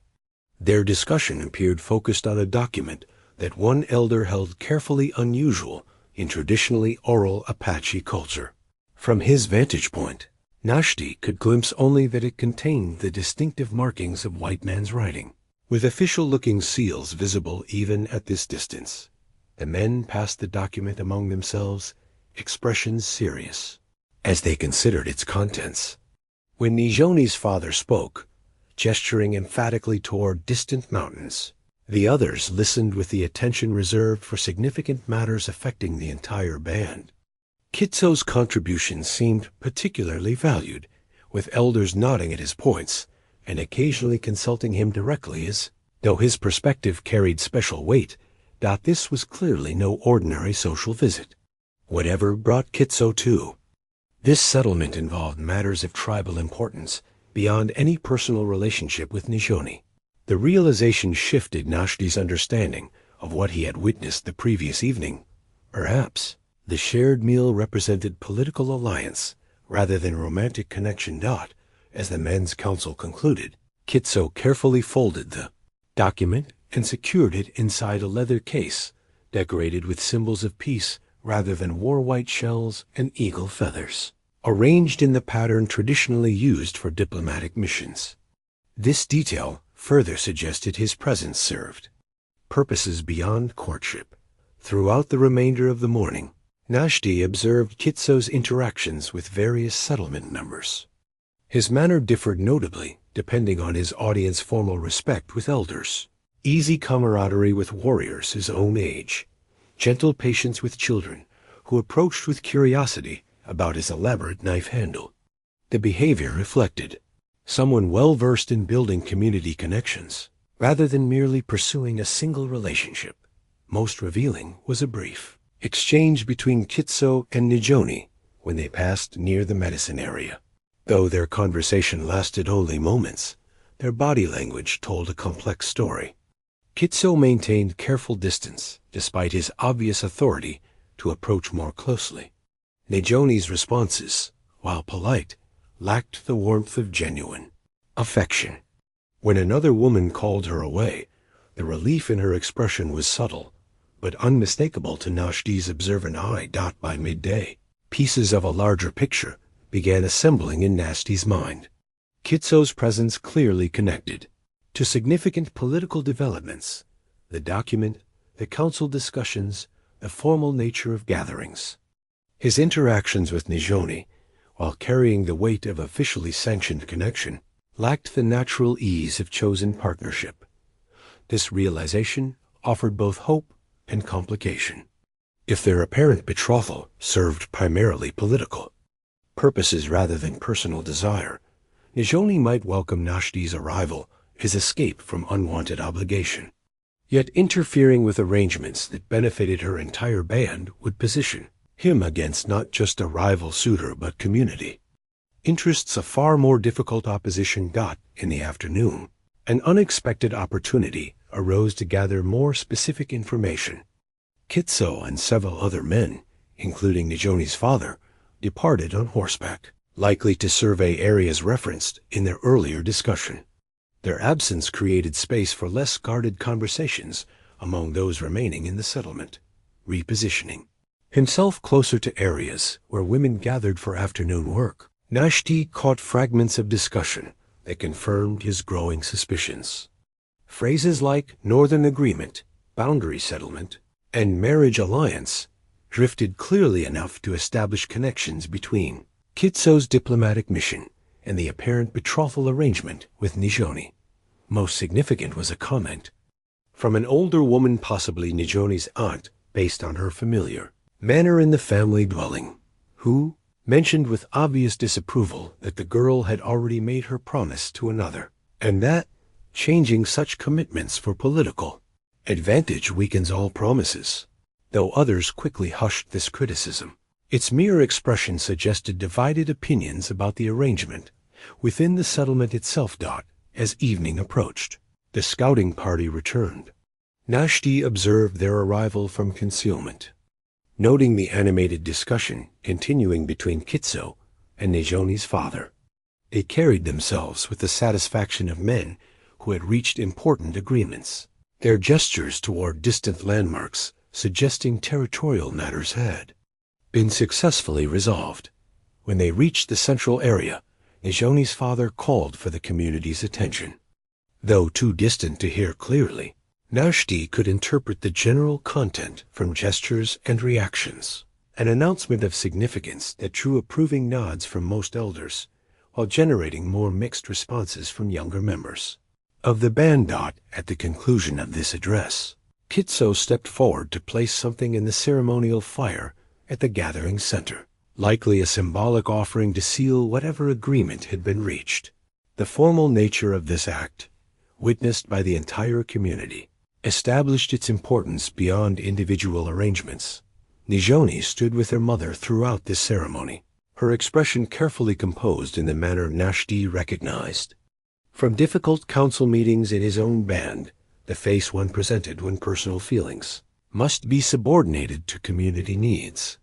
When Kitso approached her afterward, her response maintained perfect correctness while revealing nothing of her true thoughts. Night fell with Náshdí no closer to direct conversation with Nizhoni, but considerably better informed about the situation he had entered. Whatever existed between her and Kitso clearly served purposes beyond personal preference. Political arrangement beneficial to both bands, it would not be easily set aside, regardless of prior commitments or personal desires. The opportunity Náshdí had been waiting for came with unexpected suddenness the following morning. Before the sun had fully cleared the eastern mountains, he observed Nizhoni leaving her family's dwelling alone, carrying her medicine basket and heading toward the nearby hills where healing plants grew in sheltered ravines. Her purposeful stride and early departure suggested she sought not just herbs, but solitude, a rare commodity in the close-knit settlement. The decision to reveal himself required only moments. He had come too far to remain hidden, watching from shadows while his future was decided without him. With efficient movements born from weeks of adaptation, Náshdí secured his travois and began the careful process of following Nizhoni's path, while remaining undetected a final application of scouting skills that had once defined his worth among his people. She walked with determination to a small lekith, spring nearly half a mile from the settlement, far enough to provide privacy while remaining within safe boundaries. There, beside waters known for their healing properties, she knelt to gather the particular plants that grew in such sacred places, her movements displaying the reverence of a healer, honoring the sources of her medicine. Náshdí approached silently, until he reached the edge of the small clearing. For heartbeats that seemed to stretch endlessly, he simply watched her, the graceful efficiency of her hands selecting plants, the focused attention she gave each specimen, the quiet words of thanks she offered before taking what was needed. In these private moments, her face revealed what had been carefully concealed in the settlement, a profound weariness that transcended physical exhaustion. Nizhoni, he finally said, his voice rough from disuse and emotion. She froze, hands suspended above her basket, as though time itself had stopped. Then, with deliberate slowness that suggested disbelief rather than fear, she turned toward his voice. The shock that transformed her features when she saw him might have been comical in other circumstances, eyes widening, lips parting in a small gasp, color draining from her face only to rush back with heightened intensity. She made no sound, no movement, as though her mind struggled to accept the evidence before her eyes. "I have come as promised," Náshdí said simply, pulling himself fully into the clearing so she could see not just his face, but his entire condition. The travois that had carried him across 200 miles of hostile terrain, the body transformed by that journey into something both stronger and more visibly broken than when she had last seen him. "Náshdí," she whispered finally, his name emerging as both question and recognition. "How?" "1 mile at a time," he answered, allowing himself the small smile that had once been frequent between them, though some miles proved longer than others. Her basket tumbled forgotten as she rose, taking hesitant steps toward him as though approaching an apparition that might vanish if approached too quickly. When she knelt beside him, her hand reaching tentatively to touch his face, a contact broke whatever barrier had held her emotions in check. "We were told you are dead," she said, tears flowing freely now. 3 moons ago, traders brought word that your entire hunting party had been lost in a canyon flash flood. This unexpected information momentarily robbed Náshdí of response. "What traders?" he finally managed. "I've been with my band until 28 days ago, when I began this journey to find you. Men who trade with both our peoples," she explained, confusion evident in her expression. They spoke with such certainty details about the canyon, the bodies found downstream, even items identified as belonging to your party. Her fingers traced the contours of his face, as though memorizing them anew. "My father sent messengers to confirm, but they returned saying your band was in mourning and would not speak of the tragedy." The pieces assembled with disturbing clarity. In Náshdí's mind, no hunt was lost, he said carefully. "But your letters stopped coming. When no word came for 2 moons, I decided to make this journey myself." "My letters?" Nizhoni's confusion deepened. "I wrote faithfully until the traders brought news of your death. After that, ... Her voice faltered. "After that, I performed mourning ceremonies and tried to accept that you had joined the ancestors." The implications of this mutual miscommunication hung between them, too momentous to immediately absorb. Instead, Nizhoni's attention shifted to the practical reality before her, the travois, Náshdí's weathered appearance, the evidence of his extraordinary journey. "You crossed the entire distance from your territory to ours? Alone?" The realization seemed to strike her anew. "With your ... She gestured toward his legs. I gave my word I would come for you, Náshdí replied simply. The manner of travel was the only detail left to determine. A sound between laughter and sob escaped her. Only you would describe dragging yourself across 200 miles of love, desert and mountain, as a detail to be determined. The brief moment of familiar connection dissolved as realization of their current circumstances reasserted itself. Nizhoni's expression sobered, her gaze dropping to the red cloth still tied around Náshdí's wrist, her token carried faithfully throughout his journey. But now I am promised to another, she said quietly, the words emerging with evident difficulty. After believing you dead, my father arranged an alliance with Kitso's band to protect our territory from Mexican encroachment. The formal announcement was made yesterday. I saw, Náshdí acknowledged, deciding complete honesty served them best. I've been watching the settlement for 2 days, learning what I could before approaching you. Surprise flickered across her. Features, followed by understanding. Still the scout, even now. Some habits remain useful, he agreed, then asked the question that had driven him forward through every painful mile. Do you wish this marriage with Kitso? The directness startled her into equal honesty. No, but my wishes carry little weight against the needs of our people. The Alliance's band offers protection of our southern water sources, unified resistance against Mexican expansion, shared hunting territories during winter months. These benefits cannot be easily dismissed. And if I had not been reported dead? Náshdí pressed. Would you have set aside our betrothal for these same advantages? Pain crossed her features. My father pressed for that outcome even before the news came. But I refused, holding to our promise despite his anger. Her fingers touched the space at her throat where the betrothal necklace would have rested. When word of your death arrived, my resistance became pointless grief that helped no one.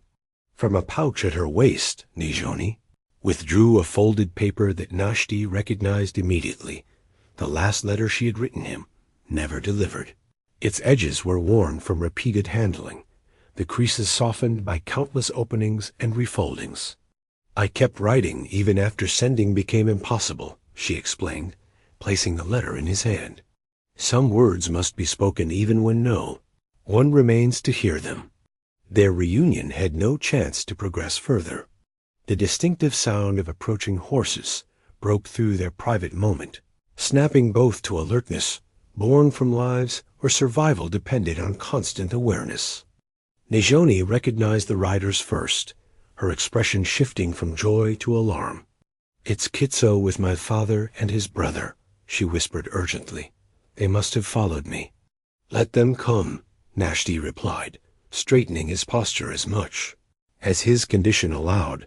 I have hidden long enough.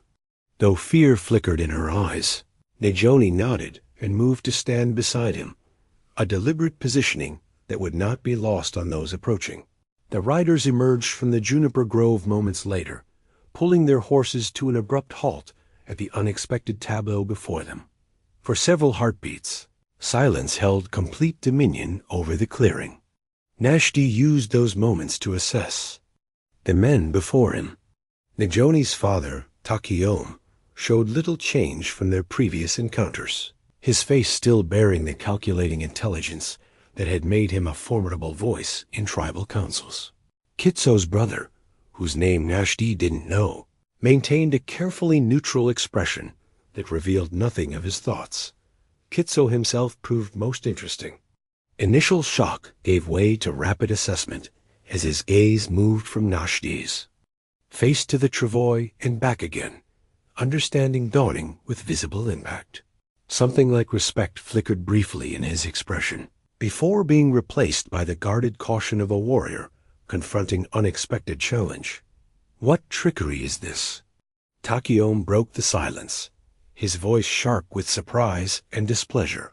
The dead now crawl from their graves to haunt us? I have never been in any grave, Náshdí answered evenly. The reports of my death were false, whether by mistake or design, I cannot say. Yet you appear like a spirit, Kitso observed, dismounting with fluid grace that emphasized the contrast between their physical conditions.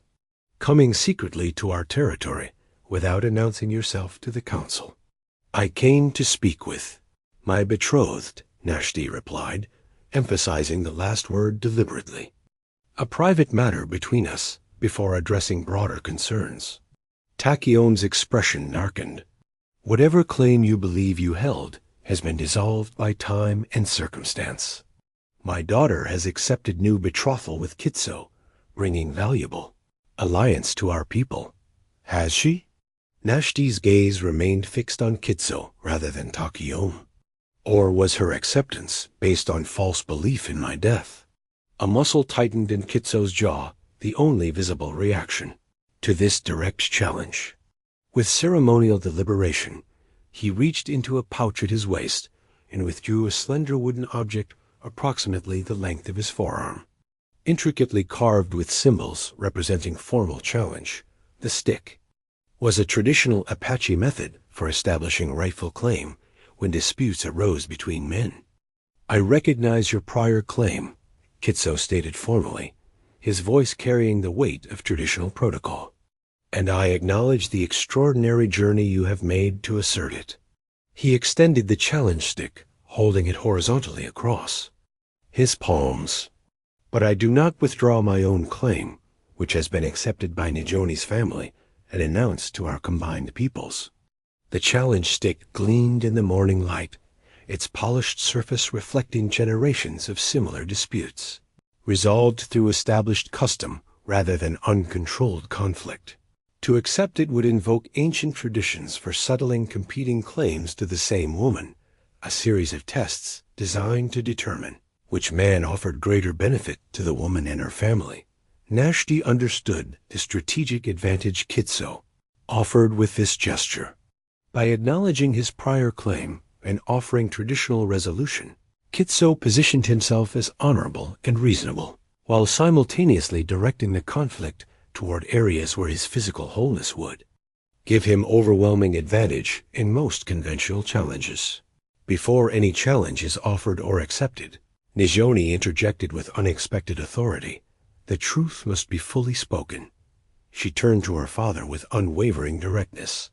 I accepted Kitso's suit, believing Náshdí had joined the ancestors. Had I known he lived, no argument about tribal advantage would have swayed my decision. Tachyome's expression hardened. The heart's foolishness must sometimes yield to the mind's wisdom. What can this broken man offer that compares to the protection and alliance Kitso brings to our entire people? That question properly belongs to the challenge circle, Kitso stated, his diplomatic skill evident in redirecting the increasingly personal confrontation toward formal process. Let the Council of Elders establish appropriate tests, as tradition demands.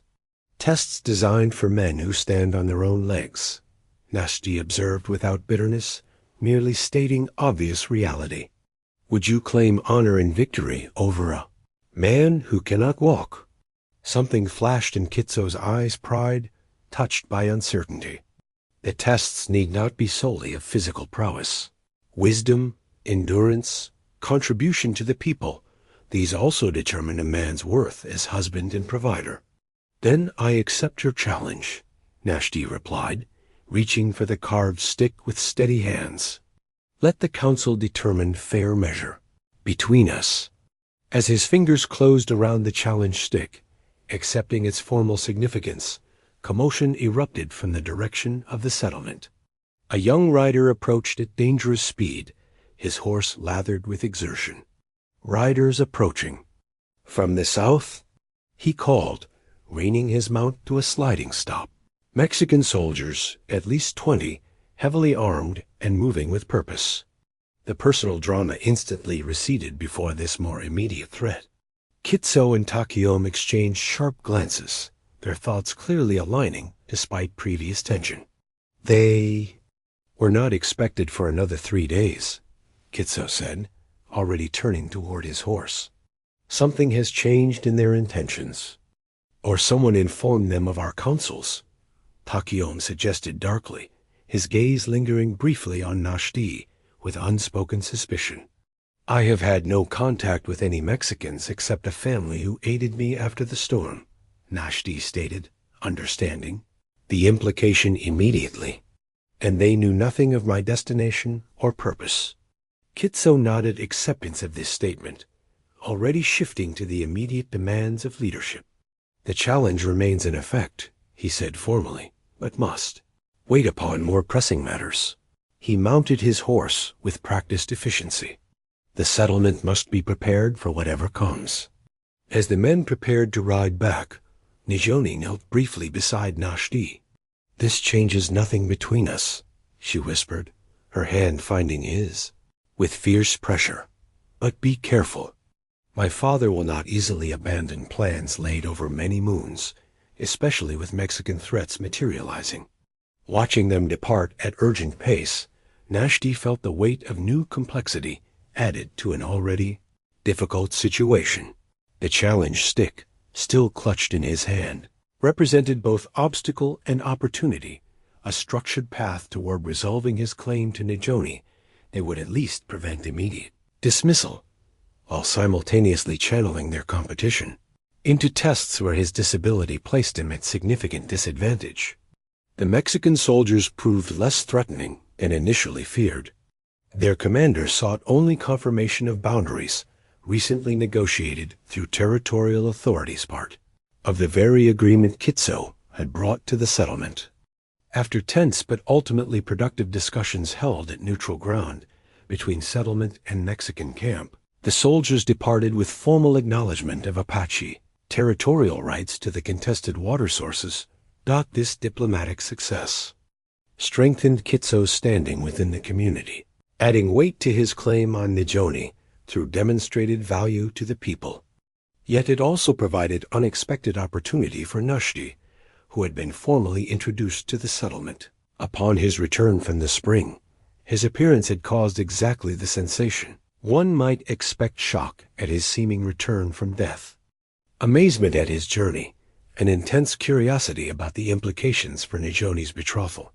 After initial chaos, the Council of Elders had invoked ancient protocols for resolving such unprecedented situations.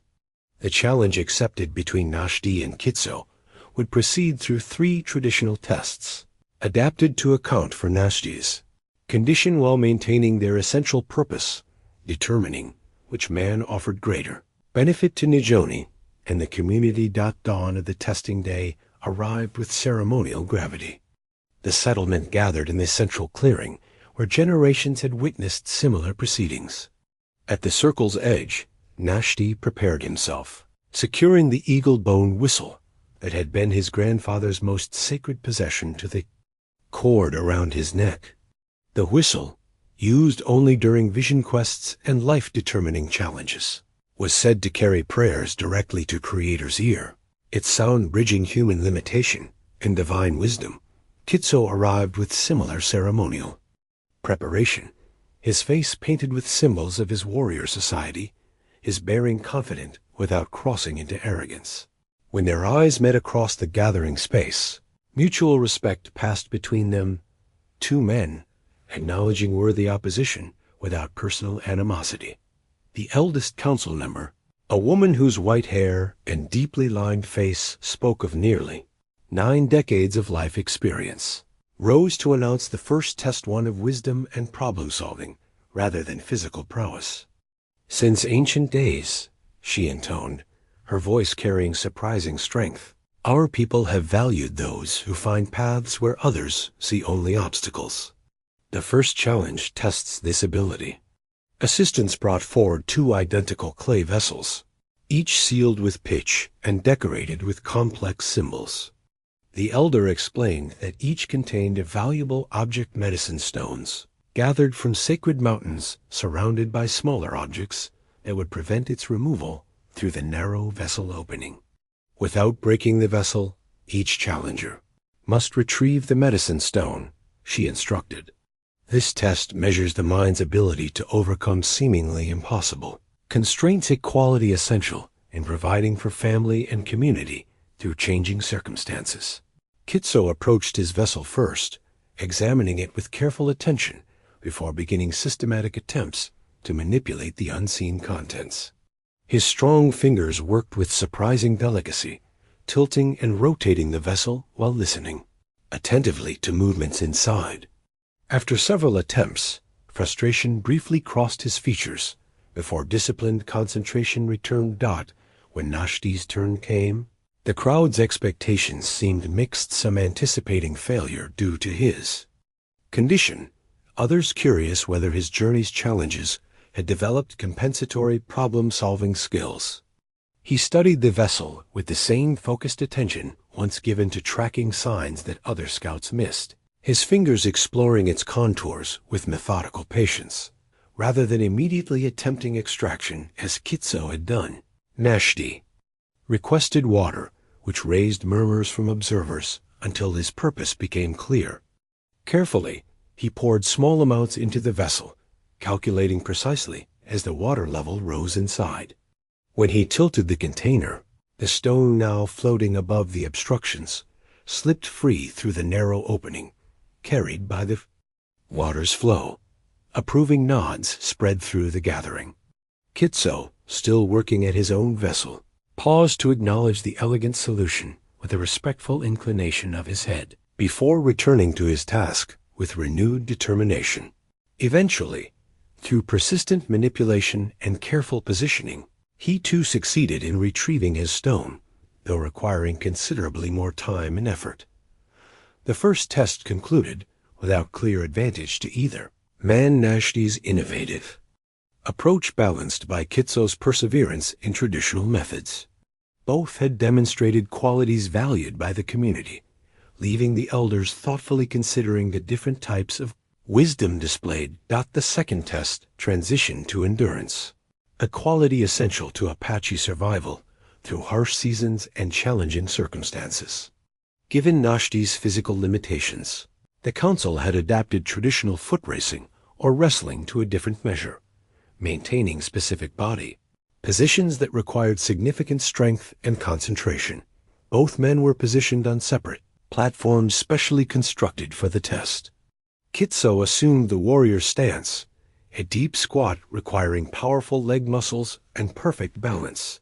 Náshdí, unable to use his legs, was positioned in the scout's reach, supporting his entire upper body weight on extended arms with only minimal lower body contact with the platform. The elder explained that they would maintain these positions while answering questions about tribal history, law, and tradition. Each correct answer earned continuation in the challenge. Incorrect responses or physical failure to maintain position would end their participation. As the questions began, ranging from specific knowledge of creation stories to practical applications of tribal law in complex situations, both men demonstrated extensive cultural understanding. Their bodies shone with exertion as minutes extended toward an hour, neither showing signs of yielding despite the increasingly demanding physical toll.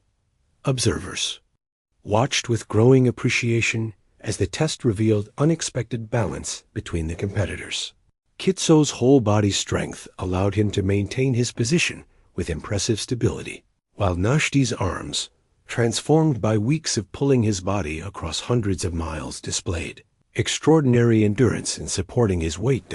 When the council finally called conclusion to this test, declaring honorable performance by both challengers, Náshdí reached for the eagle whistle at his neck. Its clear tone cut through the murmurs of the crowd, not as celebration, but as acknowledgement of spiritual presence in this moment of personal testing. The sound affected the gathering deeply. Many present recognized the specific whistle from previous ceremonies, understanding its significance as connection to ancestors rather than personal display. Even Kitso paused in his preparations for the final test, head slightly bowed in recognition of forces larger than their individual competition. The third and final test, announced as the sun reached midday position, centered on community contribution. Each man would demonstrate how his specific abilities and connections could benefit Nizhoni and the settlement in practical, measurable ways. This challenge, least physical of the three, potentially offered Náshdí his greatest opportunity to overcome the obvious advantages. Kitso's unbroken body and political connections provided that, as elders explained the parameters, Nizhoni watched. From beside her mother, her expression carefully controlled, despite the clear emotional weight of proceedings that would determine her future. When her eyes briefly met Náshdí's across the gathering space, the connection between them required no physical movement to convey its depth and significance. The final test had ended without clear resolution. Both men had presented compelling visions for their contribution to Nizhoni's future and the community's well-being. Kitso, emphasizing the political protection and resource sharing his band would provide. Náshdí offering unexpected connections with Mexican settlers that could establish trade routes, bypassing increasingly restrictive American territories. The elders had withdrawn to deliberate, leaving the settlement in suspended anticipation as dusk approached. Náshdí sat alone near the edge of the gathering space, allowing his exhausted body momentary rest while his mind remained alert to this complex currents flowing through the community. The day's events had transformed his position from unknown intruder to acknowledged contender, yet the practical realities remained largely unchanged. Kitso's alliance offered immediate, tangible benefits that Náshdí's individual qualities, however impressive, might never equal in the council's calculation. "You have surprised many today." Takiyome's voice interrupted his thoughts as Nizhoni's father approached with measured steps. "Including me." Náshdí studied the older man's expression, finding calculation there, but also something less expected: genuine uncertainty, where once had been only determined opposition. "I did not come to create difficulty for your people," he replied carefully, "only to honor my promise to your daughter." "Promises," Takiyome said, lowering himself to sit nearby. "They bind us like invisible ropes, restricting movement that might otherwise serve greater purpose." He gestured toward the mountains visible on the horizon. Mexican soldiers patrol those passes with increasing frequency. American settlers push from the east with government backing. Our people face pressures unknown to previous generations. And Kitso's band offers strength through alliance, Náshdí acknowledged, respecting the legitimate concerns underlying the older man's political maneuvering. Takiyome nodded, studying Náshdí with fresh assessment. "Your journey to reach us dragging yourself across territory, where many whole men would hesitate to travel, speaks to determination few possess. But determination alone cannot stop Mexican guns or American treaties that ignore Apache boundaries." The conversation balanced on knife's edge between personal and tribal concerns. Náshdí recognized the opening Takiyome offered a chance to address broader implications beyond individual claims to Nizhoni. "The world changes around us," Náshdí agreed, choosing words with careful precision.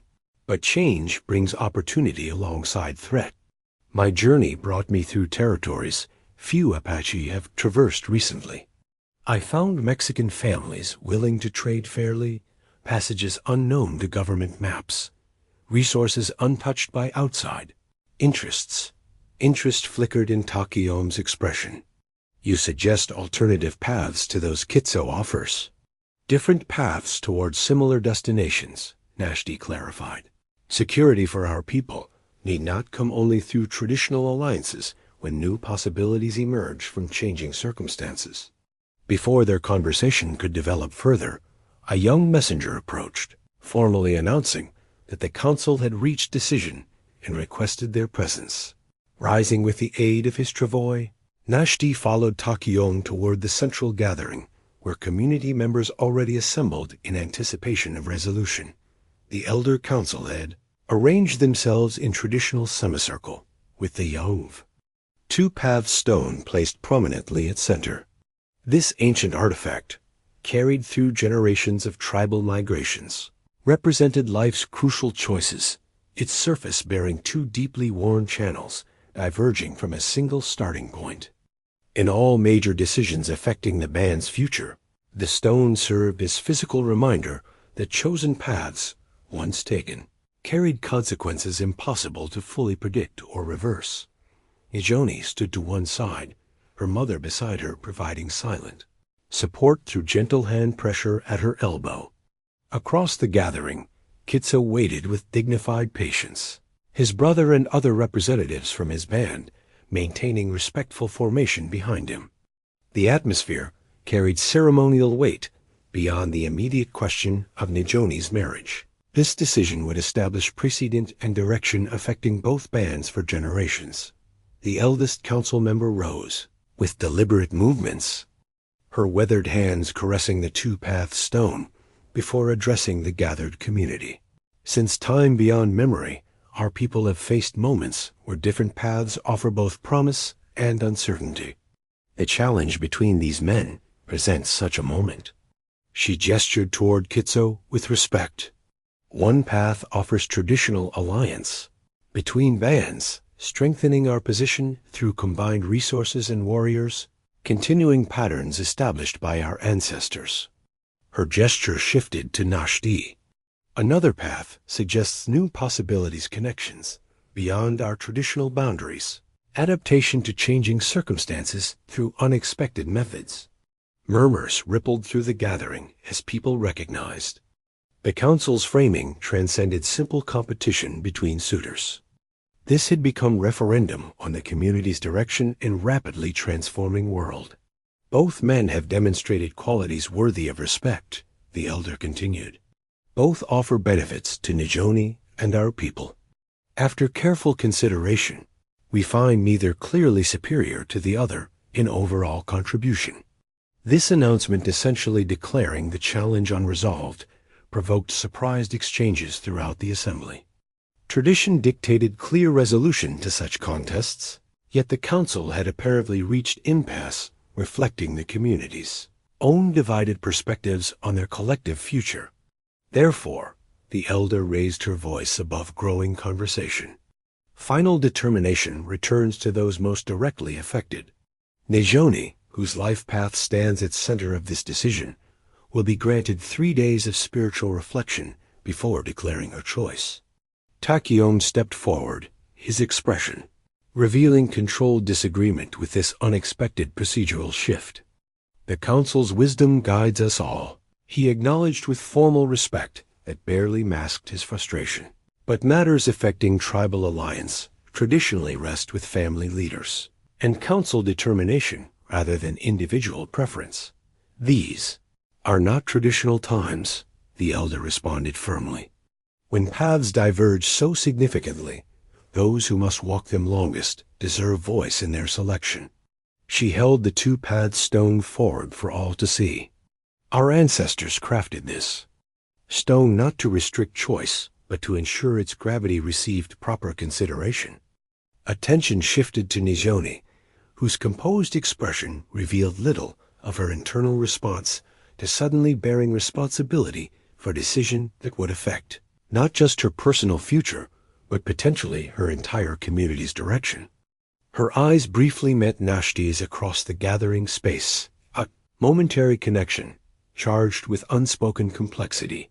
Kitso, demonstrating the diplomatic skill that had made him valued beyond his warrior prowess, stepped forward with formal gesture of acceptance. The council's wisdom deserves respect, he stated, directing his words to the entire gathering rather than merely the elders. I will honor whatever decision emerges from this process. His graceful acquiescence effectively prevented immediate factional division while simultaneously positioning him as reasonable and confident, qualities that might influence Nizhoni's eventual decision as much as the challenge tests themselves. 3 days passed with ceremonial solemnity. Nizhoni secluded herself in the traditional manner, fasting and praying in a small shelter constructed specifically for her reflection period. Meanwhile, both Náshdí and Kitso maintained respectful distance, each prohibited from attempting to influence her decision through direct or indirect communication. The settlement continued its daily routines, yet undercurrents of anticipation affected every interaction. Representatives from Kitso's band remained as honored guests. their presence a constant reminder of potential alliance should Nizhoni choose their leader. Náshdí, initially viewed as disruption to established plans, gradually earned respect through dignified conduct and willingness to share valuable information about territories he had traversed during his remarkable journey. On the morning of the fourth day, as dawn painted the eastern sky with bands of gold and crimson, the community gathered once more. At the center of the clearing, elders had placed the joining blanket, an intricately woven ceremonial textile used in marriage. Ceremonies since time beyond memory. Its patterns told ancient stories of union, not just between individuals, but between elements of the world itself, earth and sky, water and fire, human and spirit, all interconnected through bonds, represented in geometric designs and symbolic colors. Náshdí positioned himself at the eastern edge of the gathering, the traditional place for new beginnings. His appearance had transformed subtly during his time in the settlement. Though still dependent on the travois for movement, he carried himself with quiet dignity that commanded respect rather than pity. The journey that had brought him across impossible terrain had burned away any vestige of self-doubt, leaving core certainty about his worth, regardless of the decision to come. Kitso and his representatives occupied the northern position, signifying strength and protection. His bearing remained impeccable, neither overly confident nor unnecessarily humble, simply present and prepared for whatever outcome emerged. During the waiting period, he had demonstrated admirable restraint, focusing on broader discussions about cooperation between bands rather than his personal stake in Nizhoni's decision. When Nizhoni emerged from her reflection shelter, the gathered community fell silent. She had dressed in ceremonial attire, appropriate for life transition rituals, her hair arranged in the traditional style of Apache womanhood, her garments adorned with symbols of both her healing role and family lineage. Most notable was the absence of any identifying markers connecting her specifically to either suitors, and a deliberate neutrality that maintained suspense regarding her decision. Following protocol, she approached the council of elders first, offering formal respect before turning to address the entire gathering. Her voice, when she spoke, carried surprising strength and clarity. "The path before me has appeared divided," she began, "with separate destinies leading toward different horizons. During my days of reflection, I sought wisdom from ancestors and clarity from Creator about which direction would best serve not only my happiness, but the well-being of our people." She paused, her gaze sweeping across the attentive faces surrounding her. "What came to me was unexpected, not choice between existing paths, but vision of new path that joined strengths rather than dividing them." Murmurs rippled through the gathering as people exchanged questioning glances. Nizhoni continued with growing confidence, moving to stand before the joining blanket rather than beside either suitor. "Náshdí has demonstrated extraordinary determination and adaptability, finding innovative solutions where others see only barriers. His journey to honor his promise speaks to character that will not abandon commitment when difficulties arise." Her gaze shifted. "Kitso offers leadership, protection, and connection to resources our band increasingly needs in changing times. His willingness to consider new approaches while honoring traditional values represents balance essential for our future." She paused, allowing significance of her comparative assessment to register before continuing. "The challenge asked, which man would better serve as my husband and our community's connection to new resources? My reflection revealed that this question itself limits our thinking to patterns that may no longer serve our highest good." With ceremonial deliberation, Nizhoni approached Náshdí first, taking his hands with genuine affection visible to all observers. "My heart recognizes the promise between us," she said, her voice softened, though still audible to the gathering. "Your journey to reach me will be told in stories for generations." Then, with equal deliberation, she moved to stand before Kitso. Your honor and commitment to your people's well-being commands genuine respect, she acknowledged.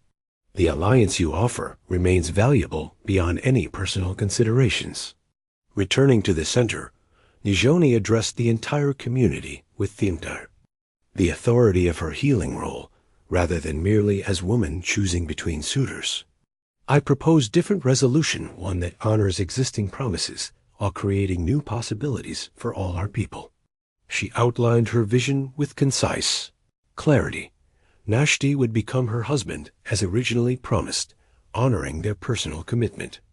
Simultaneously, he would serve as special emissary between bands, utilizing his extraordinary journey experience to establish new trading routes and diplomatic connections beyond traditional Apache territories. Kitso's band would maintain the alliance through formal treaty rather than marriage bonds, with Nizhoni's healing knowledge shared between communities as living symbol of their connection. Two separate paths can become single stronger path when we recognize that apparent divisions often exist only in our limited understanding, she concluded, gesturing toward the joining blanket with its interwoven patterns demonstrating harmony. Through diversity. The proposal created momentary silence, followed by intense discussion throughout the gathering. Elders conferred in hushed tones, while representatives from both bands considered implications. Náshdí and Kitso exchanged glances carrying complex mixture of surprise, evaluation, and cautious respect for the unexpected alternative presented. Finally, attention centered on Kitso, whose response would largely determine whether Nizhoni's vision could materialize. With measured dignity, he approached the joining blanket, studying its patterns before raising his gaze to address the gathering. Wisdom often appears in unexpected forms, he observed. My purpose in seeking this union was never personal ambition, but creation of stronger future for both our bands. He nodded toward Náshdí with genuine acknowledgement. This man's journey demonstrates spirit that deserves honor. The alliance Nizhoni proposes may serve our shared interests more effectively than traditional arrangement. Tensions visibly eased. Throughout the gathering as implications registered, the potential conflict had transformed into unexpected pathway toward cooperation that preserved both personal promises and community benefits. When Takion stepped forward to place his hands upon the joining blanket in gesture of acceptance, the transition became official. As ceremonial preparations began for both marriage and alliance formalization, Náshdí found moment alone with Nizhoni at the gathering's edge. Your vision creates new path neither of us imagined, he said quietly. Some journeys require leaving familiar trails, she replied, her fingers entwining with his. You taught me that by crossing 200 miles when others believed it impossible,